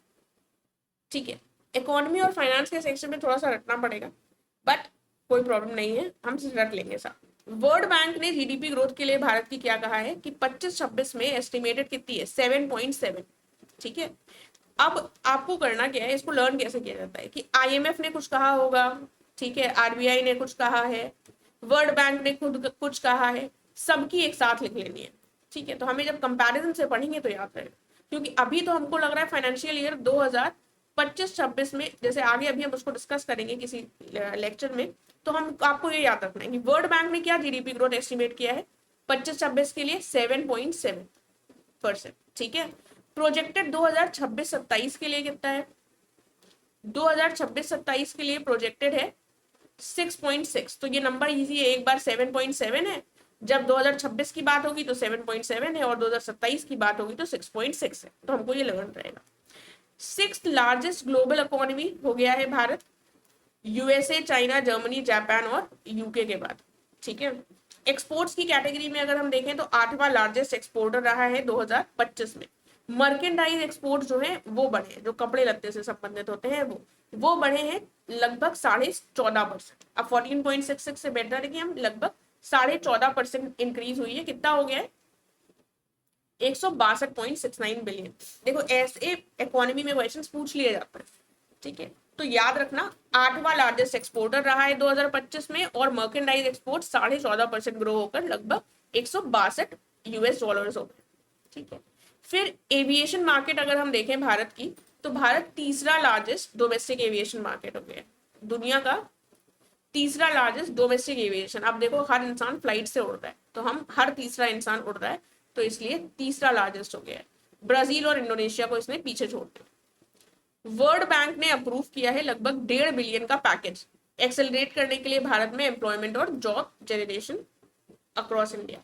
अभी हमने क्या देखा था, अमेजोन, किसमें अमेजोन इंडिया क्या करने वाला है, अमेजोन इंडिया एआई इंफ्रास्ट्रक्चर पे इन्वेस्ट कर रहा है इंडिया में, ठीक है। तो ये सारी इंपॉर्टेंट चीजें हैं जो हमको ध्यान रखनी है, और वर्ल्ड बैंक कर रहा है एम्प्लॉयमेंट और जॉब जनरेशन के लिए एक पॉइंट के रूप में याद रखेंगे। फिर आता है एनएसई इंडिसेस, यानी कि नेशनल स्टॉक एक्सचेंज ने क्या लॉन्च किया है, 11 नए सेक्टोरल इंडिसेस लॉन्च किए हैं। नेशनल स्टॉक एक्सचेंज ने क्या लॉन्च किया है, 11 नए सेक्टर वाइज इंडिसेस इन्होंने लॉन्च किए, ठीक है। बॉम्बे स्टॉक एक्सचेंज ने क्या लॉन्च किया है, सात्विक 100, ठीक है। इंडिया फर्स्ट स्टॉक इंडेक्स जो कि फोकस्ड किस पर है, एथिकल और ट्रेडिशनल कंप्लायंस पर। तो बॉम्बे स्टॉक एक्सचेंज हमारा सबसे पुराना है, 1875 है, जहां तक मैं रिकॉल कर पा रही हूँ, 1875 में इसको स्टैब्लिश किया गया। तो सात्विक चीज जो है, सबसे पुरानी चीज ही लॉन्च करेगा, तो इसीलिए बॉम्बे स्टॉक एक्सचेंज के द्वारा इसको लॉन्च किया गया। उसके बाद प्रेसिडेंट जो मुर्मू है, इन्होंने क्या अप्रूव कर दिया है, आरईसी लिमिटेड का merger into power finance corporation, ठीक है। ये पॉइंट्स बस देख लीजिएगा, बहुत रेलेवेंट नहीं है। और जीआरएसई लिमिटेड को एलिवेट कर दिया गया है, नवरत्न स्टेटस दे दिया गया। तो जीआरएसई लिमिटेड को क्या बना दिया गया है, नवरत्न बना दिया गया है। महारत्न, नवरत्न, इनके जो क्राइटेरियाज होते हैं वो हमको पता होना चाहिए। आरईसी लिमिटेड किस में मर्ज हो जाएगा, ये हो जाएगा पावर फाइनेंस कमीशन, ठीक है, कॉर्पोरेशन में। और जीआरएसई क्या हो गया, नवरत्न हो गया। फिर ये वाले पॉइंट्स हम ऑलरेडी कवर कर चुके हैं, ये सब हमने ऑलरेडी देख लिया है, तो इसको हम यहाँ पर आगे बढ़ा देंगे। आगे आती है फिर हमारी ये रैंकिंग, ठीक है। क्यूएस फ्यूचर स्किल्स इंडेक्स 2027 में भारत की 13वीं रैंक है, ठीक है। और 5वीं रैंक अगर कैटेगरी, सब कैटेगरी में देखा जाए, future of work, future of work में क्या रैंकिंग है भारत की, इसकी जो सब कैटेगरी है उसमें 5वां है। और फ्यूचर स्किल्स, ठीक है, देखो हमारे यहाँ स्किल्स तो काम तो लोग फिर भी करना चाहते हैं, तो उसमें फिर भी 5वीं रैंकिंग है। लेकिन फ्यूचर स्किल्स की बात करेंगे तो फिर उसमें तो सब कहते रहते हैं स्किल्स तेरे पास है या तेरे पास है, तो उसमें 13वीं रैंकिंग है, ठीक है। कोई भी खुद स्किल नहीं लेना चाहता, 13 करता रहता है, इसलिए 13वीं रैंकिंग है। और फ्यूचर ऑफ वर्क में तो फिर भी 5वीं। हुरून ग्लोबल यूनिकॉर्न इंडेक्स, तो ग्लोबल यूनिकॉर्न इंडेक्स में भारत चौथा है। यूनिकॉर्न में भारत कैसा है, चौथा, ठीक है। और ये तो इजी है, बेंगलुरु जो है इंडिया की यूनिकॉर्न कैपिटल है। फिर आता है एक्वेटिक एनिमल प्रोडक्शन, इसमें भारत की क्या रैंकिंग है, एक्वेटिक एनिमल प्रोडक्शन में भारत की 2nd रैंकिंग है, ठीक है। वर्ल्ड हेरिटेज साइट्स में अगर हम देखें तो इटली ने टॉप किया है ग्लोबली, इटली ने वर्ल्ड हेरिटेज साइट्स में इटली ने टॉप किया है। ग्लोबल पीस इंडेक्स, अब ये थोड़ा हमारा इंपॉर्टेंट हो जाता है, ठीक है। इसमें भारत की रैंकिंग क्या रही है, ये रही है 127वीं 163 कंट्रीज में, ठीक है।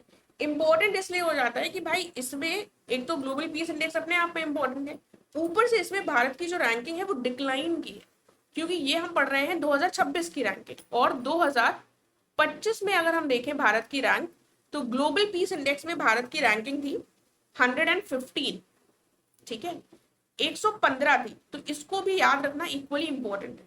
115 रैंकिंग थी 2025 में, और 2026 में क्या हो गया, दोनों नंबर्स, इधर 2 बढ़ गया है, इधर 1 बढ़, मतलब 1 आगे इधर बढ़ गया है और 2 इधर बढ़ गया है, ठीक है। 127 रैंकिंग हो गई है, तो ये ध्यान रखना है हमको। 115 2025 में 115 याद रखोगे तो इधर वाला 127 याद करके रख पाओगे। इसको रिलीज कौन करता है, इस रिपोर्ट को रिलीज किया जाता है Institute for Economics and Peace, Institute for Economics and Peace के द्वारा इस रिपोर्ट को रिलीज किया जाता है। इसमें कुछ इंटरेस्टिंग बातें और हैं। आइसलैंड जो है इसने टॉप किया है इसको, और आइसलैंड ने टॉप कैसे किया है, आइसलैंड ने कंटिन्यूसली टॉप किया है, आइसलैंड ने कंटिन्यूसली टॉप किया है 18वीं बार, ठीक है। तो ये अगर स्टेटमेंट में आ जाएगा तो अपने आप में बहुत इंपॉर्टेंट पॉइंट है, लगातार 18वीं बार इसने टॉप किया। एंड मोस्ट पीसफुल कंट्रीज अगर टॉप 3 देखा जाए तो सबसे पहले तो हमारी आइसलैंड हो गई, जो 18 साल का बालिग हो गया है और तब से टॉप कर रहा है, ठीक है, पीस में। देन दूसरा क्या हो गया, दूसरा आइसलैंड के बाद हो गया न्यूजीलैंड। दो लैंड है, एक आइसलैंड है, दूसरा है हमारा न्यूजीलैंड, ठीक है। और तीसरा लैंड है हमारा स्विट्जरलैंड, ठीक है, स्विट्जरलैंड,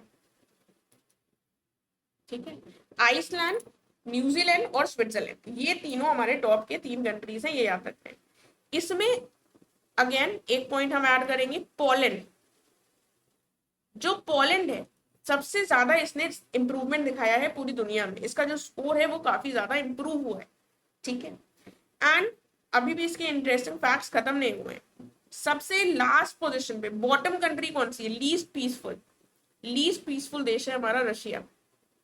लास्ट पोजीशन यानी कि जो 163वीं पोजीशन है वो रशिया को दी हुई है, और 162वीं पोजीशन जो है वो दी हुई है सूडान को, ठीक है। सबसे ज्यादा लीस्ट पीसफुल, सबसे खराब माहौल, पीस सबसे कम कहाँ है, वो है हमारी रशिया, ठीक है।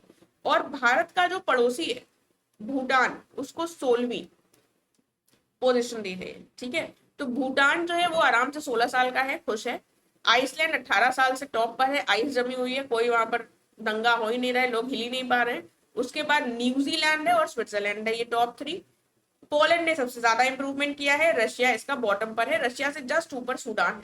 2025 में रैंकिंग 115 थी और 2026 में रैंकिंग 127 हो गई है आउट ऑफ 163 कंट्रीज, ठीक है। और इसको रिलीज कौन करता है, इसको रिलीज करता है Institute for Economics and Peace, तो ये हमको याद रखना है। अगले में हम आते हैं, अगला है हमारा ग्लोबल एनर्जी ट्रांजिशन इंडेक्स। इसमें भारत की रैंक क्या है, 70वीं रैंक हो गई है। एनर्जी ट्रांजिशन कब हो रहा है, 70वीं रैंक हो गई है। 2025 में क्या रैंक है, 2025 में इसकी रैंक थी 71, ठीक है। एक पोजीशन का इंप्रूवमेंट है, 2025 में रैंक 71 थी, अब ग्लोबल एनर्जी ट्रांजिशन में 70वीं रैंक हो गई है। और इसको जारी कौन करता है, ग्लोबल एनर्जी ट्रांजिशन इंडेक्स को, इसको जारी किया जाता है वर्ल्ड इकोनॉमिक फोरम के द्वारा। किसके द्वारा, वर्ल्ड इकोनॉमिक फोरम के द्वारा इसको जारी किया जाता है। और इसमें 120 जो कंट्रीज हैं वो कवर्ड है, 120 कंट्रीज कवर्ड हैं। देन हमारे जो पड़ोसी हैं चाइना जैसे, वो हमसे ऊपर है ऑब्वियसली, चाइना की रैंक है 14, एनर्जी ट्रांजिशन में 14वीं रैंक है चाइना की, ठीक है। देन टॉप परफॉर्मेंस में कौन आ जाता है, सबसे ऊपर स्वीडन, एनर्जी ट्रांसमिशन में स्वीडन टॉप पर हो गया, उसके बाद फिनलैंड, ठीक है। स्वीडन और फिनलैंड दो लर्न कर लो, बहुत है, ठीक है। स्वीडन और फिनलैंड हमारे ग्लोबल एनर्जी ट्रांजिशन में इंडेक्स में टॉप पर आते हैं, ये हमको इसके लिए याद रखना। आगे बढ़ते हैं, उसके बाद ये वाला जो पार्ट है, ये हमारा पार्ट हमने कर लिया है, ठीक है।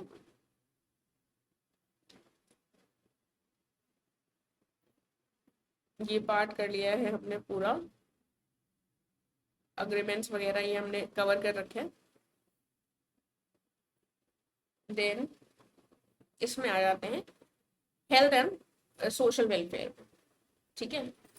अब ये national family health survey NFHS 6 इसको लॉन्च किया गया है, 29 मई 2026 को लॉन्च किया गया था। Ministry obviously health and family welfare ministry कौन से पीरियड को कवर करता है, 2023-24 के। फर्स्ट NFHS कब आया था, 1992-93 में। और पांचवा कब रिलीज किया गया था, 2019 से 21 के पीरियड में, ठीक है। तो ये कौन सा है, छठा है नेशनल फैमिली हेल्थ सर्वे, पहला 92-93 में, ठीक है। 2023-24 का है छठा, और उससे पहले बस एक साल यहाँ पर बढ़ा दो, 1992-93 में पहला था। पांचवा 2019 और 21 में आया था। नोडल एजेंसी इसके लिए है international institute for population sciences, ठीक है। इसके अंतर्गत सर्वे किया गया 715 डिस्ट्रिक्ट्स का, कंप्यूटर असिस्टेंट पर्सनल इंटरव्यू लिया, टेक्नोलॉजी का प्रयोग किया गया। इसके तहत TFR कितना है, 2.0, जो कि रिप्लेसमेंट जो रेट है हमारा 2.1 उससे थोड़ा सा कम। इसने 101 इंडिकेटर्स यूज किए हैं, जो जबकि जो हमारा NFHS 5 था इसमें हमने 131 इंडिकेटर्स यूज किए थे, ठीक है। बाकी जो NFHS का डेटा होता है उसमें मेंस में क्वेश्चंस पूछे जाने की ज्यादा संभावना रहती है, प्रीलिम्स में उसकी कम रहती है, ठीक है। उसको हम यूज भी कर सकते हैं। फिर आता है सुमन रोड मैप 2030। ये 16वां एनुअल कॉन्फ्रेंस हुआ था सेंट्रल काउंसिल ऑफ हेल्थ और फैमिली वेलफेयर का नई दिल्ली में, ठीक है। उसमें इसको लॉन्च किया गया। ये है सुमन का फुल फॉर्म क्या है, सुरक्षित मातृत्व आश्वासन। ऑब्जेक्टिव क्या है इसका कि भाई जो मैटरनल और न्यूबॉर्न चाइल्ड डेथ्स होती हैं उसको हम पूरा शून्य पर ले आए, 0 कर दें 2030 तक। तो सुरक्षित मातृत्व आश्वासन कब तक दिया गया है? 2030 तक। हम 2026 में नेशनल जो मैटरनल मोर्टालिटी रेट है इसको 70 के अंदर लाना है 1 लाख पॉपुलेशन में, ये भी 2030 तक। तो मैटरनल और न्यूबॉर्न चाइल्ड डेथ्स जो है जो प्रिवेंटेबल है इनको एकदम 0 कर देना है, और साथ में एमएमआर जो है इसको 70 तक ले आना है, ठीक है। उसके बाद इसमें क्या किया गया है, 130 हाई रिस्क जो डिस्ट्रिक्ट्स हैं इसमें जो 13 वल्नरेबल स्टेट्स हैं उनसे लिए गए हैं, और वहां पर इसकी माइक्रो प्लानिंग की जा रही है कि भाई हम इसको रोड मैप को कैसे लागू किया जाए। इसके तहत सुमन पंचायत और मदर्स पिकनिक्स ऐसे अवेयरनेस फ्रेमवर्क चलाए जा रहे हैं ताकि लोगों को भी इससे जोड़ा जा सके। फिर आता है मदर और मैटरनल और चाइल्ड हेल्थ से संबंधित एक चीज और, समग्र शिशु बाल स्वास्थ्य कार्यक्रम। ये एक फ्रेमवर्क है कि कंटिन्यूअस और स्ट्रक्चर्ड मेडिकल केयर जो है वो दी जा सके, जो बच्चा पैदा होता है उसको 36 महीने तक तो ये दी जा सके। क्या है? समग्र शिशु बाल स्वास्थ्य कार्यक्रम। किसके लिए लाया गया है? कि बच्चे के पैदा होने से 36 महीने तक, लगभग 3 साल तक, ठीक है। पीएम फैमिली केयर ट्रैकर, ये पायलट प्रोजेक्ट के रूप में लॉन्च किया। पायलट प्रोजेक्ट वो होता है जो कि आप लार्ज स्केल में ना लॉन्च कर छोटी जगह लॉन्च करते हैं। गांधीनगर गुजरात में लॉन्च किया गया था कि भाई हेल्थ, न्यूट्रिशन, एजुकेशन, महिलाओं की, उनके बच्चों की प्रेगनेंसी से लेकर through age 18 using unique digital ID, इसके थ्रू ट्रैक करने का प्रयास किया गया। और फैमिली केयर ट्रैकर, पीएम के फैमिली केयर ट्रैकर, तो पीएम की फैमिली कहाँ से आती है? गुजरात से, ठीक है। तो वहीं पर इसको शुरू किया गया, ऐसे याद करके रख सकते हो। और ये वाला प्रोग्राम ये सब तो नाम से ही गेस कर लोगे, इसलिए मैं इसको बार बार रिपीट नहीं कर पा रही। फिर आता है थाईमान थंगा मोथिरा थित्तम, तमिलनाडु का। ये कुल मिलाकर 1 ग्राम की गोल्ड रिंग किसको दे रहे हैं? एकदम जो नए जन्मे बच्चे हैं गवर्नमेंट हॉस्पिटल्स में। तो इतना थाई थाई था हो गया है कि वो तमिलनाडु से अपने आप उसको गेस कर लो। सोने की 1 ग्राम की अंगूठी दी जा रही है। फिर आता है यूनिफाइड हेल्थ इंटरफेस, ये लॉन्च किया गया है आयुष्मान भारत डिजिटल मिशन के तहत, ठीक है। इसके तहत होगा क्या कि भाई अलाउ करेगा पेशेंट्स और हेल्थ केयर प्रोवाइडर्स को कि भाई वो एप्लीकेशन के थ्रू ऑनलाइन कनेक्ट कर सके। ये तो इजी है, यूनिफाइड हेल्थ इंटरफेस, ठीक है। इस मिशन के तहत इसको लॉन्च किया गया। और आयुष्मान भारत अभियान जो प्रोग्राम था वो कब आया था? वो आया था 2018 में, ठीक है। देन फिर आता है एयर सुविधा 2.0, ये upgraded contactless health self declaration portal. मतलब अपनी सेल्फ डिक्लेयर कर दो अपने हेल्थ के बारे में, ये इंटरनेशनल पैसेंजर्स के लिए, ठीक है। कि सर्विलांस जो भी इतने कोरोना हुआ या कोई भी ऐसा डिजीज होता है तो उसके आउटब्रेक से रोका जा सकेगा। तो एयर सुविधा है, इंटरनेशनल पैसेंजर्स अपना सेल्फ डिक्लेयर कर ले जो भी उनको दिक्कत है। उसके बाद FSSAI का वीगन लोगो, ये एक स्टैंडर्ड वीगन लोगो इंट्रोड्यूस किया गया है पैकेज्ड फूड प्रोडक्ट्स के लिए, और ये मैंडेटरी हो जाएगा जुलाई 2027 से। वीगन क्या होता है कि भाई सिर्फ सब्जी खाने वाले लोग डेयरी प्रोडक्ट का यूज ही नहीं करते, उनको कहते हैं वीगन। तो ये वीगन लोगों कब से? जुलाई 2027 से लागू होगा। कुछ और स्कीम्स हैं जैसे पीएम स्वनिधि। अब पीएम स्वनिधि जो है इसको एक्सटेंड कर दिया गया है, इसने 6 साल कंप्लीट कर लिए हैं और इसको एक्सटेंड कर दिया गया है 2030 तक के लिए। स्ट्रीट वेंडर्स को कुछ लोन देने से संबंधित ये स्कीम है। इसको लॉन्च कब किया गया था? इसको लॉन्च किया गया था 1 जून 2026 को। देखिए आप लोग पूछते हैं कि स्कीम्स हम कहाँ से करेंगे, तो हम साथ में ही करते हुए चल रहे हैं। जो भी स्कीम न्यूज में होगी, ठीक है, वो सब हम मेजर कवर ही कर लेंगे। कुछ अगर एक्स्ट्रा बचेगा तो उसके लिए हमारा टेलीग्राम चैनल है, वहां पर हम आपकी हेल्प करेंगे, उसको आपको टेंशन लेने की जरूरत नहीं है। बाकी यहाँ पर जो कवर कर रहे हैं उनको ध्यान रखना है। पीएम स्वनिधि कब लॉन्च की गई? 1 जून 2026 को। अभी इसको 2030 तक के लिए बढ़ा दिया गया। फिर आता है जल जीवन मिशन 2.0। पहला जल जीवन मिशन कब लॉन्च किया गया था? सॉरी, ये मैंने 2026 बोल दिया है क्या? यहाँ पर 2026 नहीं है, ये 2026 तो अभी चल रहा है। जो पीएम स्वनिधि स्कीम है इसको गलती से 2026 निकल गया है शायद मेरे मुंह से। पीएम स्वनिधि स्कीम है 2020 की, ठीक है, 2020 की, तभी तो 6 साल कंप्लीट हुए, राइट। तो 2020 लिखना है यहाँ पर, 26 नहीं, इसको 2026 जीरो कर लेना, ठीक है, जीरो कर लेना कुल मिलाकर। फिर आता है हमारा जल जीवन मिशन, तो ये 2.0 लॉन्च किया है इसको। तो ये किस वर्ष की स्कीम है? ये है 2019 की। जल जीवन मिशन 2019 की है। अब इसको फिर से 19 से 28 तक बढ़ा दिया गया है। जो 19 में आई थी उसको 2028 तक बढ़ाया गया, जो 20 में आई थी उसको 2030 तक बढ़ाया गया। ठीक है। फिर नशा मुक्त भारत सप्ताह 2026, नशा मुक्त भारत सप्ताह मनाया गया। कब से कब तक मनाया गया? 17 जून से लेकर 26 जून तक मनाया गया। मिनिस्ट्री ऑफ सोशल जस्टिस और एम्पावरमेंट ने बनाया है। ये कोई यूथ की मिनिस्ट्री ने नहीं बनाया है, किसने बनाया है? सोशल जस्टिस और एम्पावरमेंट की मिनिस्ट्री। ठीक है। बाकी ये वाले पॉइंट्स भी हमने देख लिए हैं, ये वाला पार्ट भी हम कर चुके हैं। ठीक है। अगर ध्यान से सुन लोगे ना तो सारी चीजें समझ में आ जाएंगी, एंड जब आप इसको रीड करेंगे तो आपको लगेगा ये तो हम पढ़ चुके हैं, ये तो हमको आता है। ठीक है। तो आपको उसमें फिर मजा और आएगी। सी, अब ये वाला पार्ट जो है इसको हम थोड़ा सा देखेंगे। ये क्या है? Long range land attack cruise missile. Long range land attack cruise missile जो है इसको डीआरडीओ ने रिसेंटली टेस्ट किया है। ठीक है। इंडियन नेवी ने क्या किया है? पीएम मोदी ने बेसिकली डेडिकेट किए हैं 3 indigenously built warships, INS Dunagiri, INS संशोधक और आईएनएस आग्रे। ठीक है। दूनागिरी एक स्टेल्थ फ्रिगेट है, आईएनएस संशोधक एक सर्वे वेसल है और आग्रे एक एएसडब्ल्यू शिप है। ठीक है। तो मोदी जी ने कौन सी इंडियन नेवी को 3 कौन सी वॉरशिप्स डेडिकेट की है?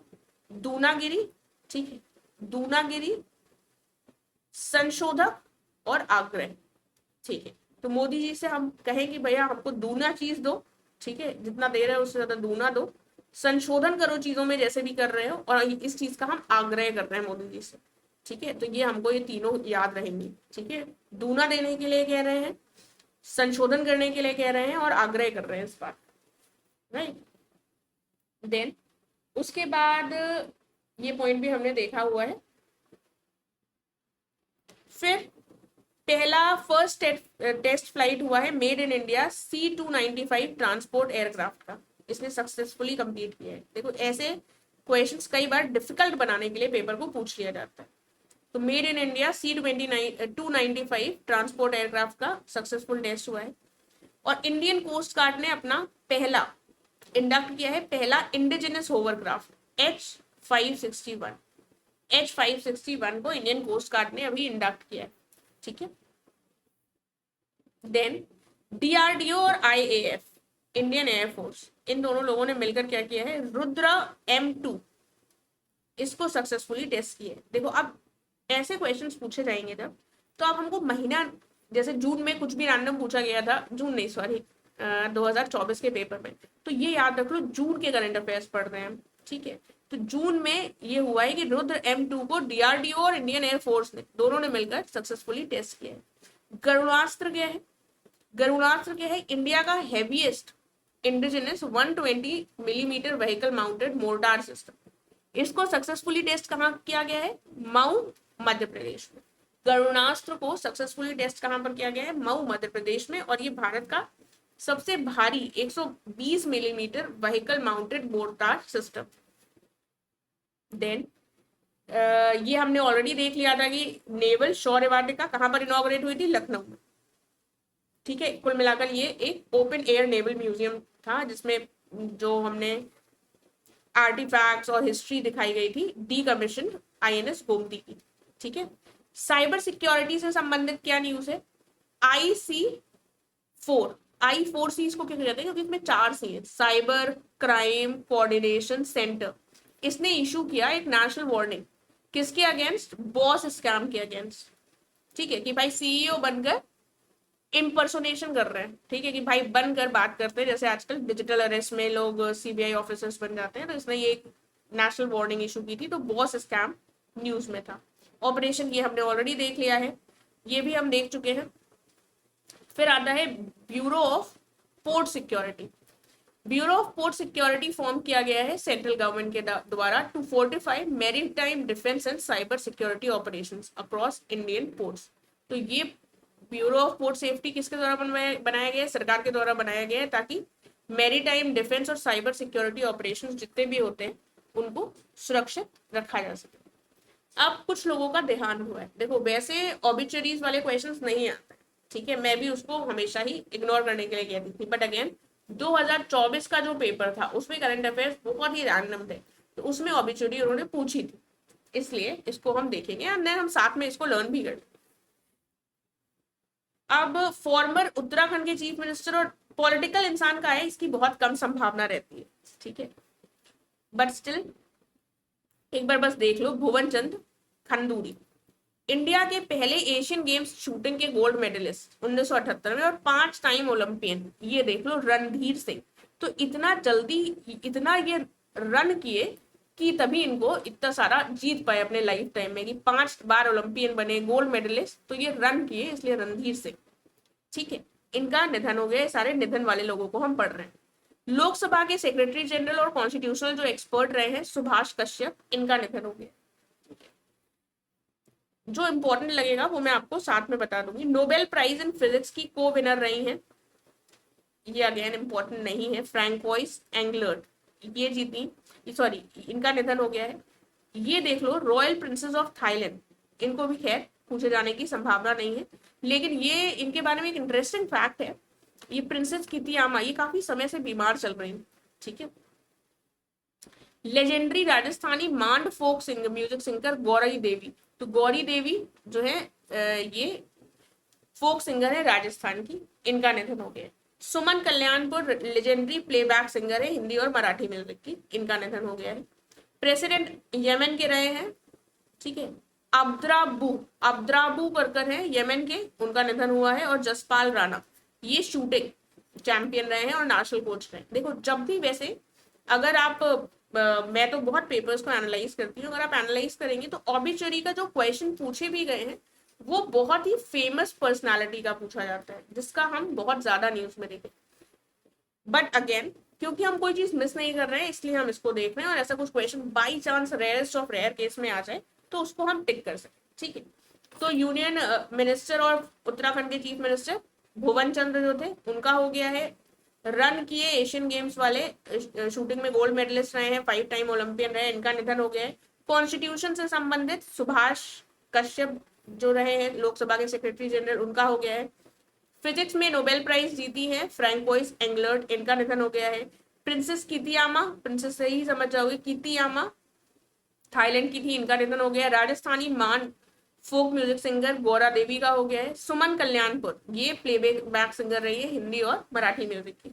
अब्द्राबू यमन के प्रेसिडेंट रहे। जसपाल राणा ये इंटरनेशनल शूटिंग चैंपियन रहे हैं और नेशनल कोच रहे, ठीक है, और इनका यंग उम्र में भी हुआ है, तो इसको थोड़ा सा देख लेना, ठीक है। फिर कुछ फेयर्स और फेस्टिवल्स आते हैं। अब आपने अगेन 2024 को ही मैं रेफर कर रही हूँ बार बार, क्योंकि 2024 का पेपर काफी स्ट्रेंज था, ठीक है। तो 19वां Mumbai film international film festival Mumbai में ही हुआ, इसमें हुआ था वेव्स कार्यक्रम से संबंधित याद करो 2024 में क्वेश्चन पूछा गया था उसके एडिशन से संबंधित, ठीक है। तो ये बेसिकली वर्चुअल रियलिटी एनिमेशन इन सारी चीजों से संबंधित है, इसको बढ़ावा देने की बात करता है। ऑरेंज इकोनॉमी की भी, इसको ऑरेंज इकोनॉमी कहा जाता है, ठीक है।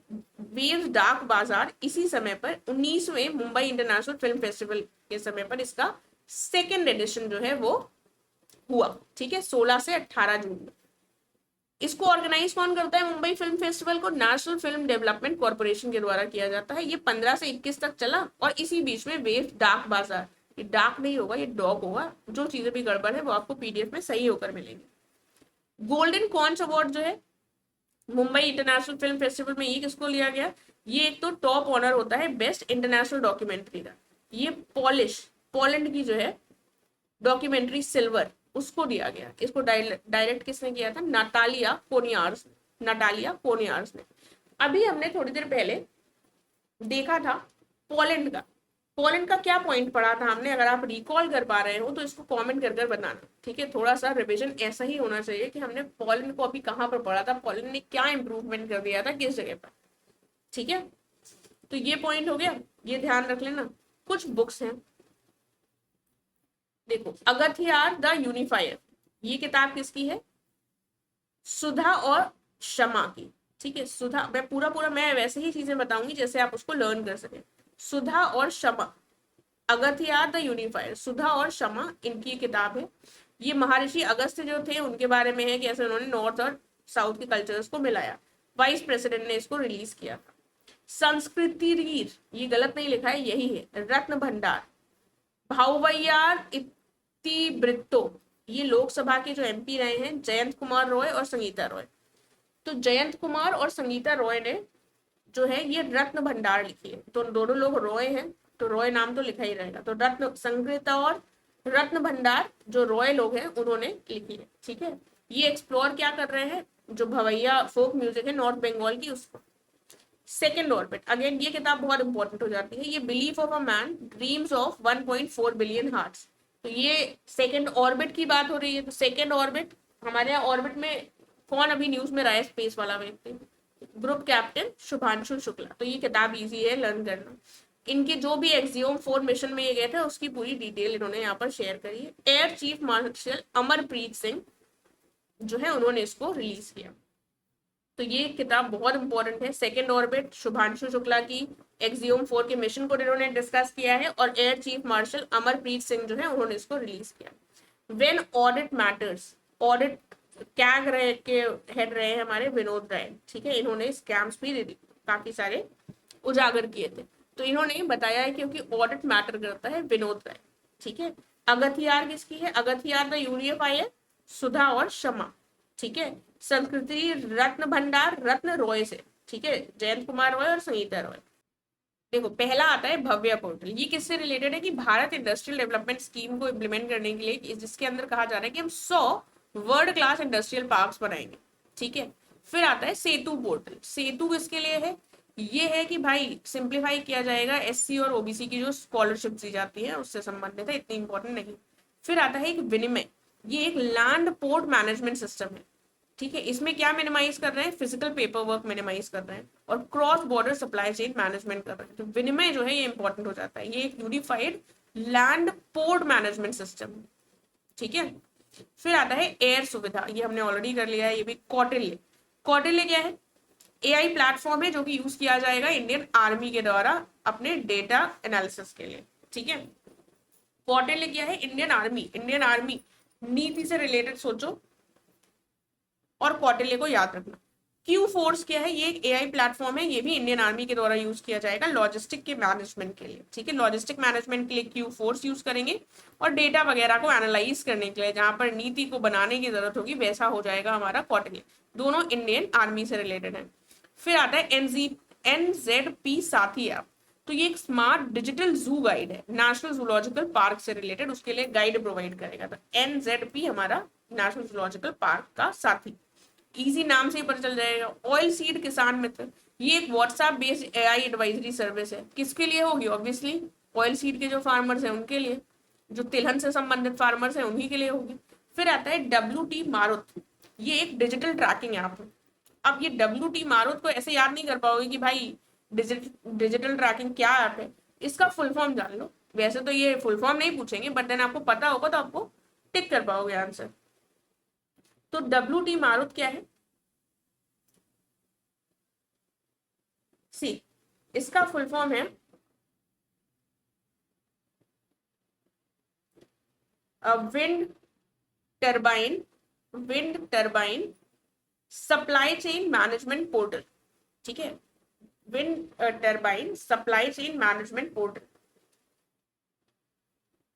ये आपको ध्यान रखना है ताकि आपको पता चल जाए। तो उसी से संबंधित क्या है कि भाई आइडेंटिफाई कर पाएंगे कि विंड टर्बाइन सप्लाई चेन कैसी है, उसके रॉ मटेरियल्स से लेकर पूरी फाइनल असेंबली तक, तो उसका संबंध है यहाँ पर एक डिजिटल ट्रैकिंग ऐप। फिर आता है समृद्धि केंद्रम, ये भारत नेट प्रोजेक्ट के अंतर्गत लॉन्च किया गया है आंध्र प्रदेश में। कुल मिलाकर ई गवर्नेंस जो है उसको ग्रामीण इलाकों में बढ़ाने के लिए समृद्धि केंद्रम कहाँ से लॉन्च किया गया है, आंध्र प्रदेश से। समाधान दीदी, देखो ये अब दीदी के पास ही समाधान होता है। तो दीदी के पास हम एआई वॉइस चैटबॉट है ये, जो कि 22 भाषाओं में लॉन्च किया गया है। कितनी भाषाओं में, और पब्लिक ग्रीवेंस रिडर्सल है। समाधान दीदी एआई वॉइस चैटबॉट है जो कि पब्लिक ग्रीवेंस रिडर्सल से संबंधित है। ठीक है, ये एप्स इजी थे। ये हम कर्नाटका के चीफ मिनिस्टर ऑलरेडी देख चुके हैं, DK शिव कुमार। N रंगास्वामी को पुडुचेरी का चीफ मिनिस्टर बनाया गया है 5वीं बार। ठीक है, रंगास्वामी को कहाँ का बनाया गया है, पुडुचेरी का। क्या कहाँ का बनाया गया है रंगास्वामी को, पुडुचेरी का। देन आगे बढ़ते हैं, फिर क्या बचा हमारा, ये हमने इसमें क्या नहीं देखा है। इसमें सबसे इंपॉर्टेंट आ जाता है vice admiral Ajay Kochar, vice admiral Ajay Kochar को 48वां वाइस चीफ बनाया गया है नेवल स्टाफ का। तो ये सारे ऐसे पूछने की संभावना रहती है। अजय कोचर कौन है? Naval staff chief of, vice chief of naval staff, 48वें हैं, ये भी इंपॉर्टेंट है।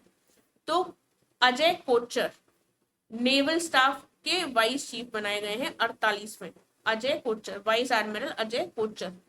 ठीक है, तो अजय कोचर को क्या बनाया गया है? Vice chief of naval staff. फिर आता है मेजर जनरल रेचल थॉमस, इनको बनाया गया है एडीजी मिलिट्री नर्सिंग सर्विस का। ठीक है, तो नर्सिंग सर्विस से संबंधित रेचल थॉमस संबंधित है। कौन संबंधित है? Rachel Thomas, military nursing service. ठीक है, उसके बाद चीफ ऑफ आर्मी स्टाफ अगला कौन बनेगा? धीरज। आर्मी स्टाफ का चीफ वो बन पाएगा जो थोड़ा सा धीरज के साथ आराम से आगे बढ़े, धीरज सेठ।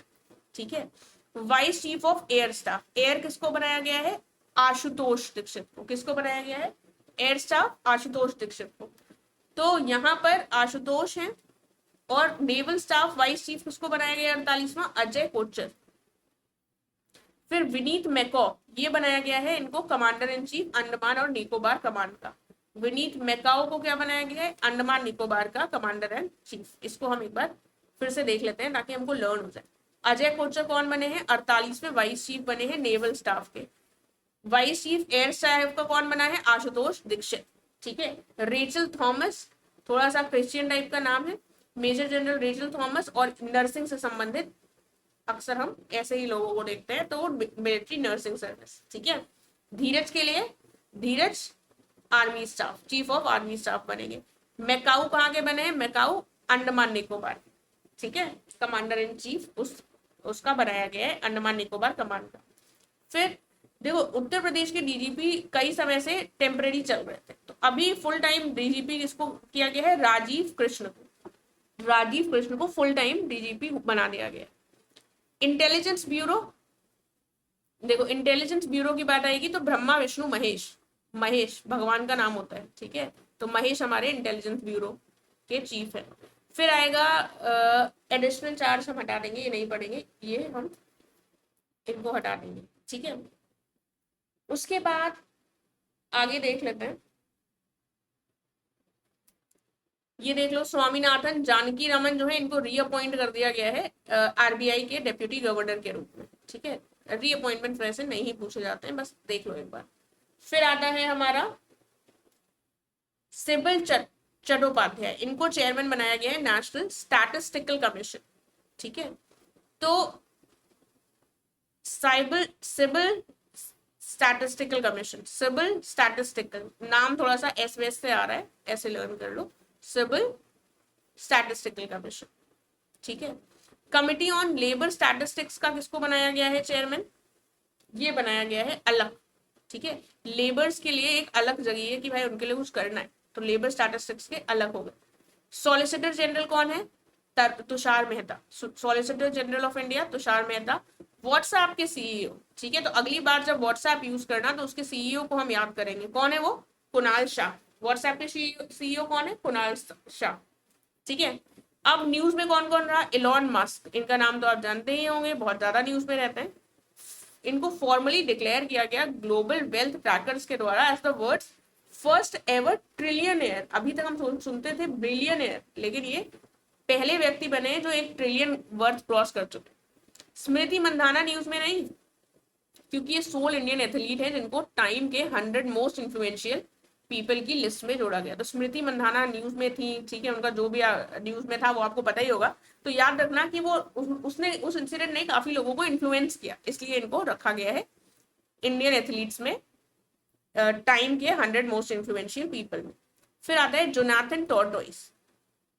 ठीक है, ये जो है ये मोदी जी यहाँ पर गए थे सेशल्स में, जब मोदी जी गए थे तो मोदी जी ने इसको टॉर्टोइस को विजिट किया था, बस। अदरवाइज ऐसे क्वेश्चंस नहीं पूछे जाते हैं, बट मोदी जी गए थे तो स्टेटमेंट में अगर पूछ लिया जाए तो इसलिए देख लो।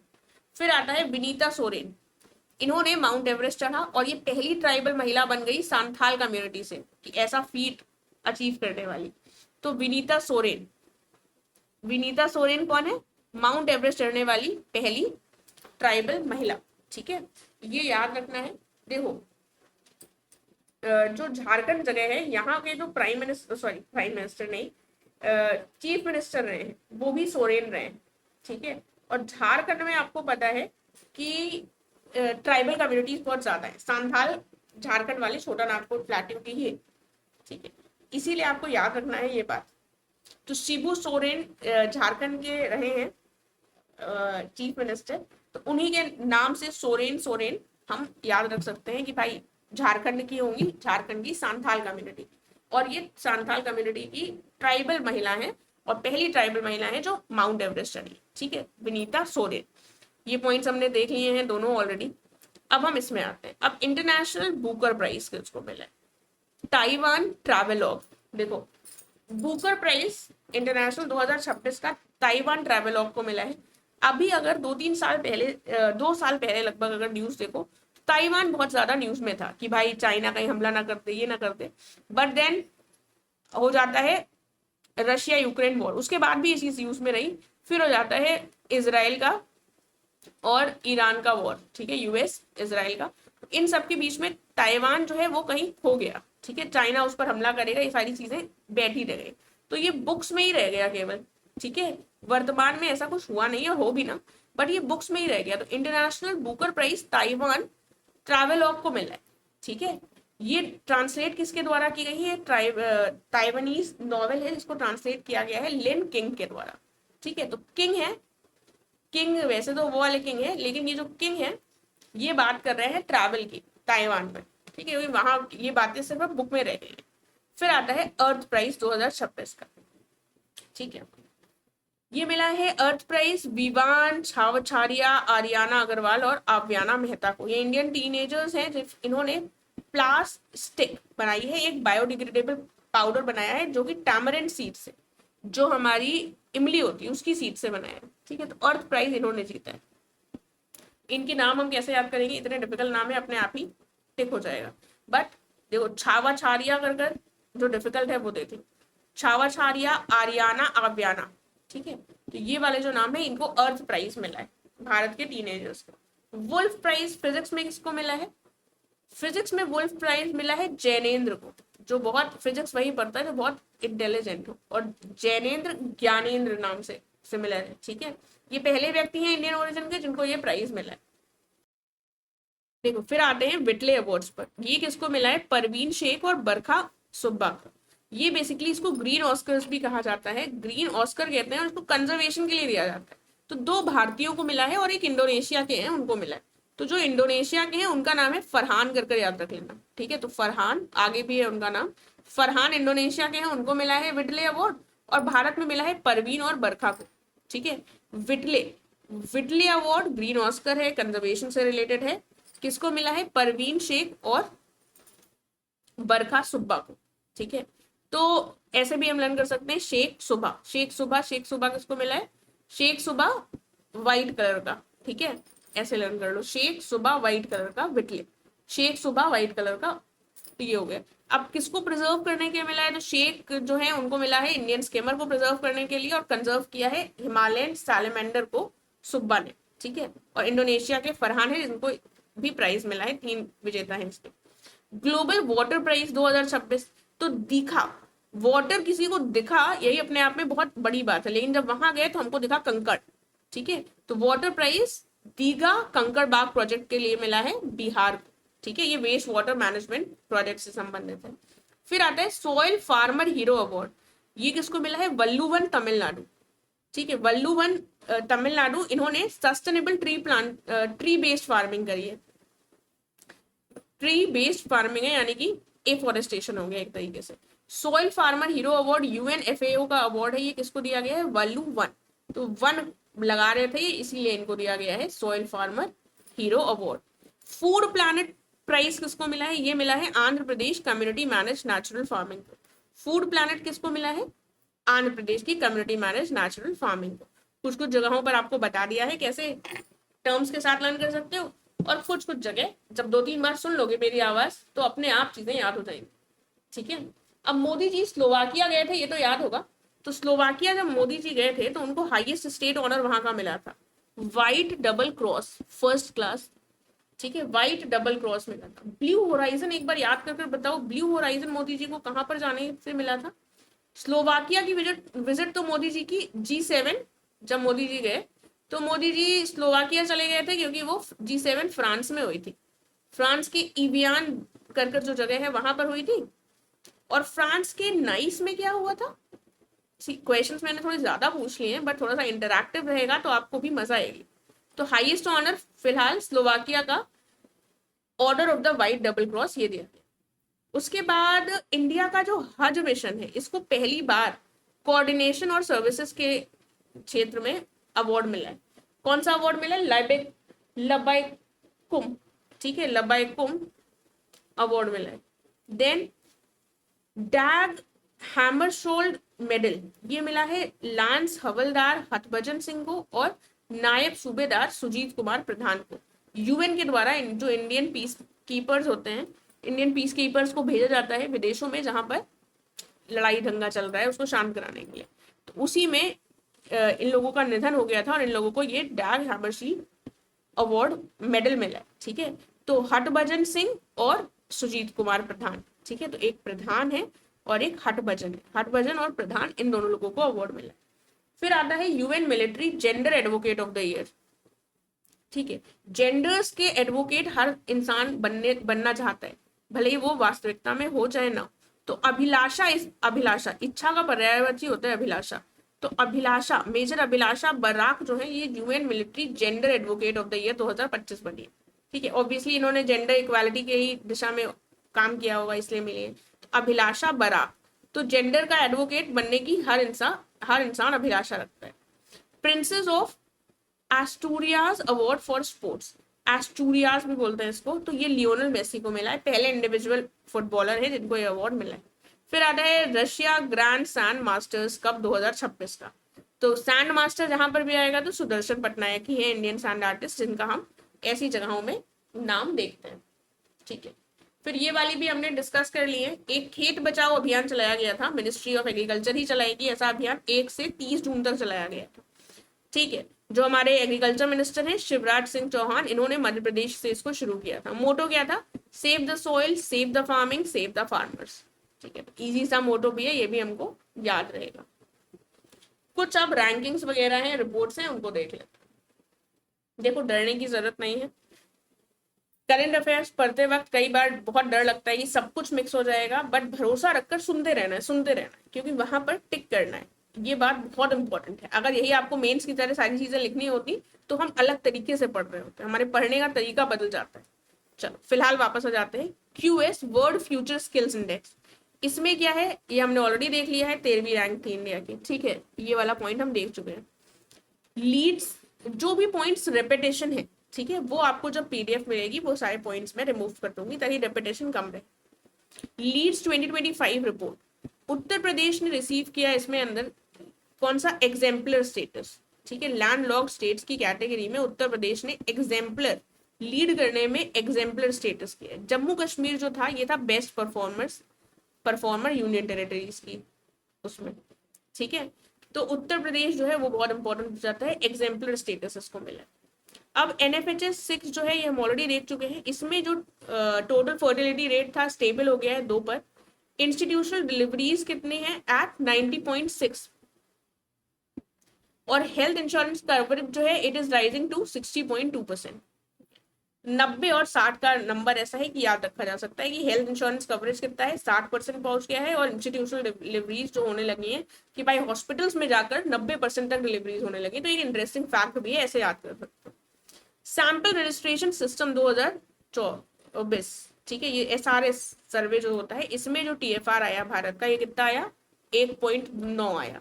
NFHS 6 में 2 आया था और इसमें 1.9 आया। ठीक है, इसमें बिहार जो है वो हाईएस्ट रहा है 2.9 के साथ और दिल्ली लोएस्ट रहा है 1.2 के साथ। ठीक है, तो ये SRS और NFHS का एक साथ याद रखेंगे। फिर आता है कंटेनर पोर्ट परफॉर्मेंस इंडेक्स, इसको पब्लिश करता है वर्ल्ड बैंक और S&P ग्लोबल मार्केट इंटेलिजेंस के द्वारा मिलकर किया जाता है। चाइना का जो ये जियांगशांग फुजियान पोर्ट है इसने टॉप किया है 2 ग्लोबल स्पॉट्स पे। और इसमें हमारा जो मुंबई का JNPT है इसको मिल गई है 22वीं रैंक। अब हमने क्या डिस्कस किए थे, हमने डिस्कस किया था यहाँ पर लॉजिस्टिक पोर्ट परफॉर्मेंस इंडेक्स, याद करो किया था। उसमें हमने सबसे पहले पारादीप किया था। पारादीप को टॉप रैंकिंग किसमें मिली थी, जो ड्राई बल्क पोर्ट था उसमें। उसके बाद हमारा आया था, हम आ गए थे मुंद्रा गुजरात में। मुंद्रा गुजरात टॉप पे इसमें था कंटेनर पोर्ट में। उसके बाद जेएनपीटी कंटेनर पोर्ट की ही लिस्ट में हमारे में सेकेंड नंबर पे था। ठीक है, तो यहाँ पर जेएनपीटी सेकेंड नंबर पे था एलपीपीआई की लिस्ट में। और यहाँ पर जो कंटेनर पोर्ट परफॉर्मेंस इंडेक्स है, इसमें हमारा जेएनपीटी किस पर है, 22वें नंबर पर। एक और 2 मिल गया है इसको जब ये ग्लोबल रैंकिंग की बात करेगा। ठीक है, और चाइना का यांगशांग फुजियान जो है ये टॉप 2 ग्लोबल स्पॉट्स पर ये है। ठीक है, इस 2 ग्लोबल स्पॉट्स इसने जीते। इसके अलावा एक बार एलपीपीआई का एक गुजरात में हमने सिक्का पोर्ट देखा। ठीक है, देखा था। तो ये जो सिक्का पोर्ट था ये लिक्विड बल्क में टॉप किया था।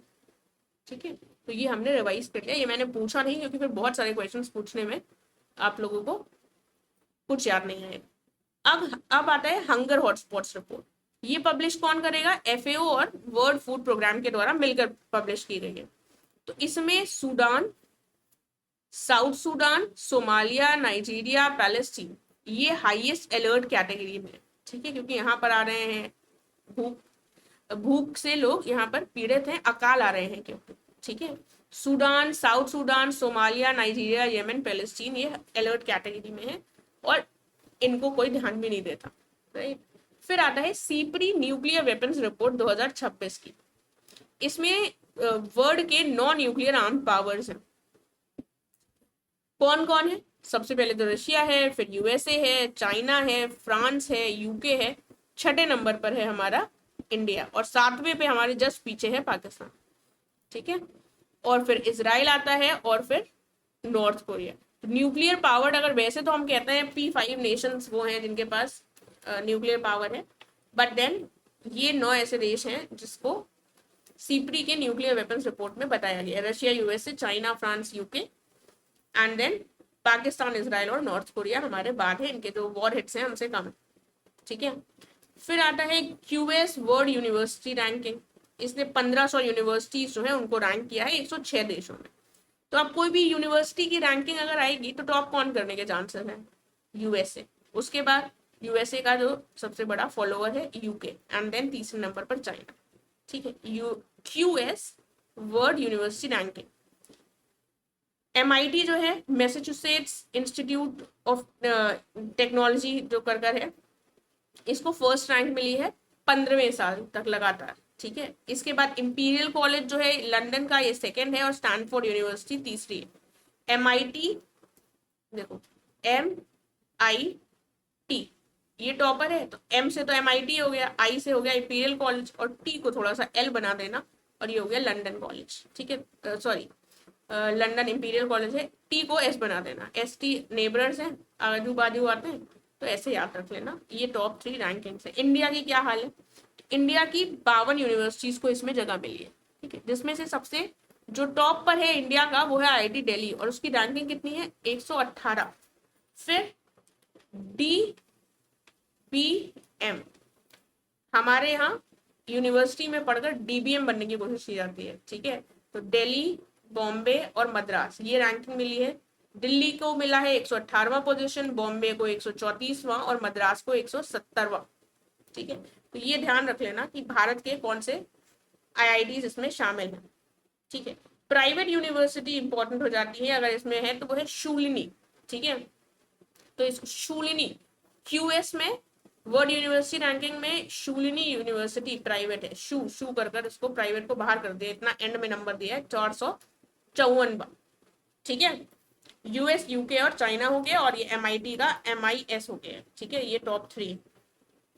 देन अब हम देख लेते हैं स्पोर्ट्स C। स्पोर्ट्स में क्या क्या चीजें देखनी है हमको। IPL यहाँ पर मेंशन है बट IPL कभी पूछा नहीं जाता है। ठीक है, IPL RCB दूसरी बार जीत गई है, पिछली बार जीती थी, जब पिछली बार जीती थी तो हो गया था बवाल और वहां पर हो गया था स्टैम्पीड। कैप्टन कौन है इसके, रजत पाटीदार। ठीक है, गुजरात टाइटंस को डिफीट कर जीते हैं।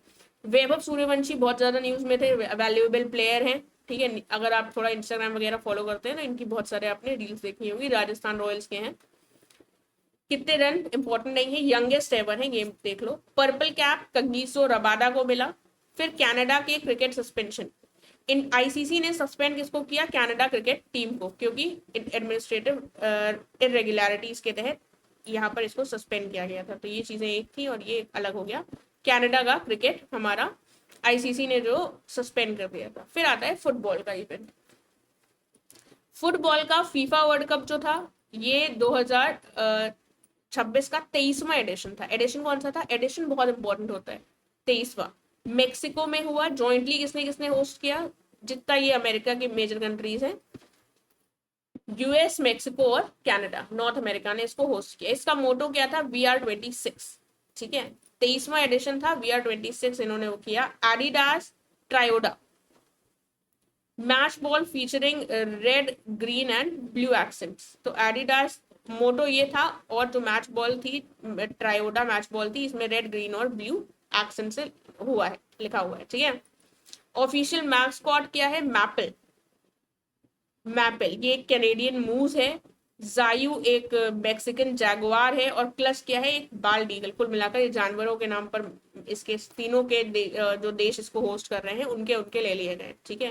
कनाडा से शुरू करें, कनाडा का मैपल हो गया है। मैक्सिकन का कनाडा के बाद देखो ऐसे याद कर लो, वरना तो ये बड़ा, ऊपर कनाडा है, फिर यूएस है, फिर मैक्सिको है, ठीक है। तो कनाडा ने एम से ले लिया है, सबसे नीचे वाले का नाम कनाडा ने ले लिया है, मैपल, ठीक है। फिर यूएस ने क्या ले लिया है, यूएस ने उसका नाम ले लिया है। यूएस ने कहा कि अब तुमने तो मैक्सिको का ले लिया, तो मेरे पास ऑप्शन नहीं है, तो मैंने ले लिया है क्लच, ठीक है, क्लच। अब मेक्सिको ने कहा हम तो किसी का नहीं ले सकते, तुम दोनों लोगों के नाम, यूएस तो हमसे बहुत बड़ा है, हमने ले लिया जायू, ठीक है। तो ये है क्या, जायू एक जैगुआर है मैक्सिकन, क्लच क्या है, बाल्ड ईगल है, और ये मूस है, मैपल। तो मैपल, क्लच और जायू जो है ये ऑफिशियल मैस्कॉट्स, ठीक है। तो ये एक हमारी, ये तीन ऐसे न्यूज है। सिमिलरली इसमें भी ये तीन टॉप के थे, ये अलग पॉइंट था, यहाँ पर भी वैसा ही है, ठीक है। देन सैफ विमेन्स चैंपियनशिप, ये जो है इंडियन विमेन्स फुटबॉल टीम जो है ये जीती है 7वीं बार, ठीक है, बांग्लादेश को डिफीट कर।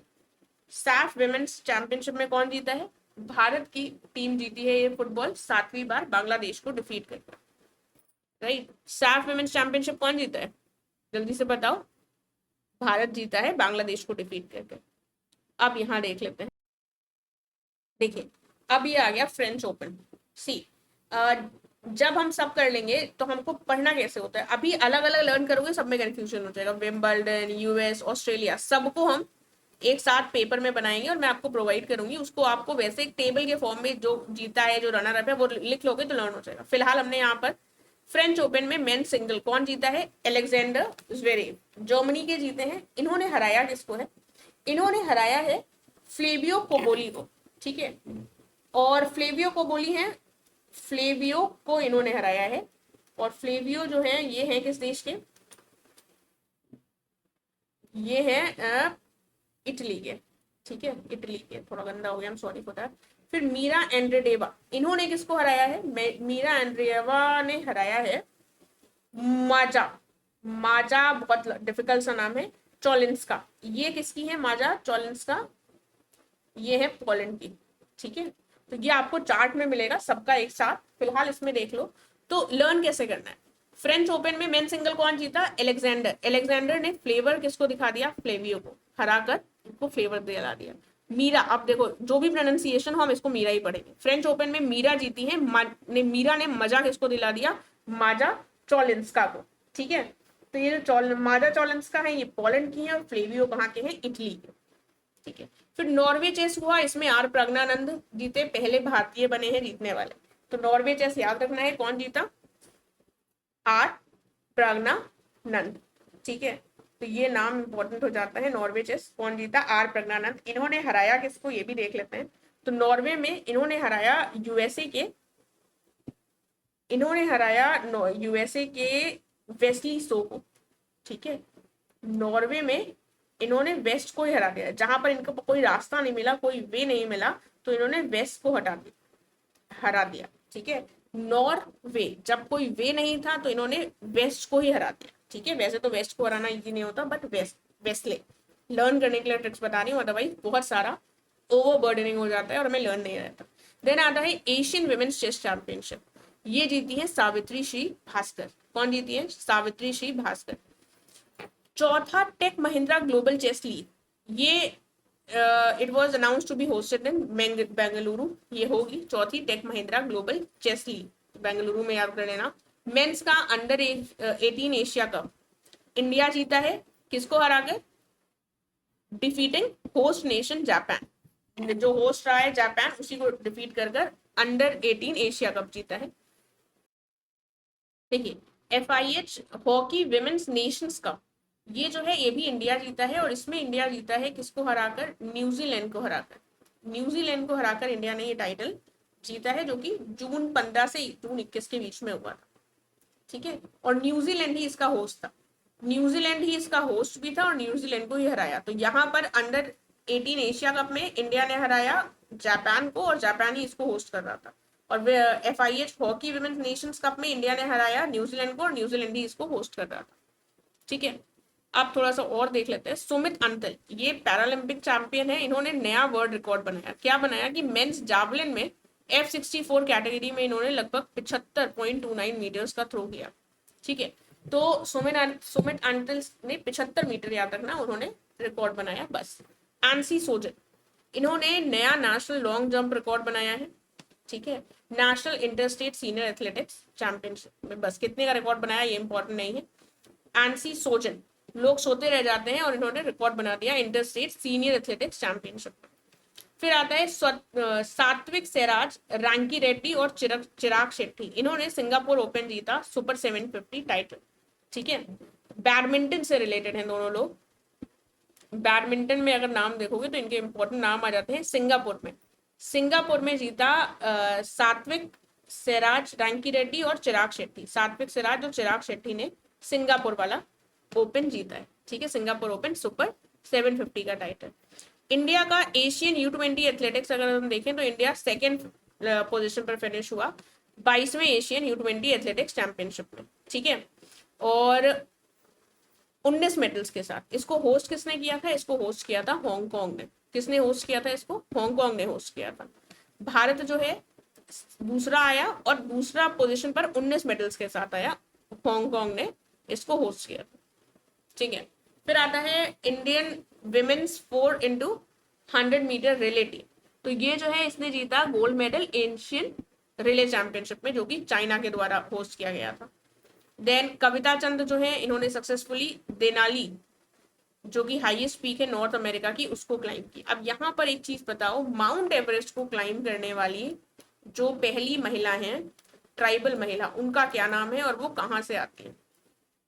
ठीक है, फिर लक्ष्य और उज्जवल कुमार जो है इन्होंने इंडियन रोइंग टीम, इनकी जो रोइंग टीम है, ये गोल्ड मेडल जीती वर्ल्ड रोइंग कप।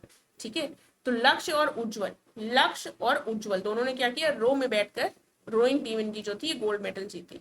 और सात्विक सिराज रैंकी रेड्डी एक नाम ही है, चिराग शेट्टी, इन्होंने सिंगापुर ओपन सुपर 50 टाइटल जीता। ठीक है, एनसी सोजन इन्होंने inter state senior athletics championship जीती। एशियन U20 एथलेटिक्स में सेकंड आया India, 22nd Asian U20 athletics championship में, और 19 मेडल्स जीते भारत ने। हांगकांग ने इसको होस्ट किया था। महिलाओं की 4x100 मीटर रिले जो टीम थी, इसने गोल्ड मेडल जीता एशियन रिले चैंपियनशिप में, और इसको होस्ट किसने किया था? चाइना ने किया था। तो महिलाओं की 4x100 मीटर की रिले टीम ने गोल्ड मेडल जीता। कविता चंद ने देनाली पीक को क्लाइम किया। लक्ष्य और उज्जवल कुमार की रोइंग टीम गोल्ड मेडल जीती। हर्षित दामोदरन, इन्होंने भी गोल्ड मेडल जीता है एशियन आर्टिस्टिक जिम्नास्टिक चैंपियनशिप। ठीक है, तो हर्षित दामोदरन ने क्या जीता? आर्टिस्टिक जिम्नास्टिक्स में एकदम हर्षित दामोदरन ने गोल्ड मेडल जीत लिया। हर्षित दामोदरन ने क्या जीता? Asian artistic gymnastic championship. ISBHF ball hockey world championship 2026, इसमें इंडिया ने किसको डिफीट किया? फ्रांस को डिफीट किया, और इंडिया गोल्ड मेडल जीत गया। तो बॉल हॉकी वर्ल्ड चैंपियनशिप में फ्रांस को डिफीट किया। अब यहाँ पर एक चीज याद करो, फ्रांस के साथ भारत ने कौन सी 2027 में अर्थ ऑब्जर्वेशन सैटेलाइट लॉन्च करने की बात की है? नाम याद आया? सुना सुना सा लग रहा है कृष्णा, ठीक है। और बॉल हॉकी वर्ल्ड चैंपियनशिप में इंडिया ने डिफीट कर दिया है फ्रांस। फिर ISSF जूनियर वर्ल्ड चैंपियनशिप, इसमें जो है इंडिया ने टॉप किया मेडल टैली को, ठीक है। ये हुआ कहाँ? जर्मनी में। जूनियर वर्ल्ड चैंपियनशिप में भी इंडिया ने टॉप किया। मेघालय ने साइन किया होस्ट स्टेट एग्रीमेंट, जो 39th नेशनल गेम्स होंगे 2027 में, वो कहाँ होंगे? मेघालय में, ठीक है। जसपाल राणा हम ऑलरेडी देख चुके। फिर आता है वर्ल्ड योगासन स्पोर्ट्स चैंपियनशिप, जून 4 से 8 के बीच में आयोजित किया गया। एका एरिना अहमदाबाद गुजरात में मोदी जी ने इसको इनॉग्रेट किया था। इसका मैस्कॉट क्या था? वीर द लायन। योगासन करने वाला जो स्पोर्ट है, इसका मैस्कॉट क्या था? वीर द लायन। इंडिया ने कौन सी पोजीशन क्लेम करी? इंडिया जीता टॉप स्पॉट 114 मेडल्स के। तब योगासन की बात हो रही है तो इंडिया अपने आप में जीते गई। और इंडिया के बाद कौन सेकंड आया? जापान सेकंड आया 11 मेडल्स के साथ, ठीक है। हुआ कहां पर? अहमदाबाद गुजरात। मोदी जी ने इनॉग्रेट किया था, तो इट्स इंपॉर्टेंट। फिर आता है Indian athletics award. Best male athletic किसको मिला है? जैवलिन थ्रो के नीरज चोपड़ा को। और फीमेल एथलीट किसको मिला है? पारुल चौधरी को। मेल कौन है एथलीट? नीरज चोपड़ा। और पारुल चौधरी हमारी फीमेल एथलीट है, जो कि स्टीपल चेज और रनिंग से संबंधित है। बेस्ट एसोसिएशन हमारा तमिलनाडु एथलेटिक्स एसोसिएशन है। कौन सा एसोसिएशन है? Tamil Nadu athletic association. Best supportive state कौन है? ओडिशा। ओडिशा ने हॉकी को बहुत बढ़ावा दिया है, तो सपोर्ट बहुत किया है, तो सपोर्टिव स्टेट हो जाएगा। फिर आता है लाइफ टाइम अचीवमेंट अवार्ड किसको मिला इंडियन एथलेटिक अवार्ड्स में? इसको दिया गया है पीटी उषा, गुरबचन सिंह रंधावा, बहादुर सिंह चौहान और अंजू बॉबी जॉर्ज का। 4 लोगों ने इसको शेयर किया है। किसने किसने? पीटी उषा ने किया है, गुरबचन सिंह,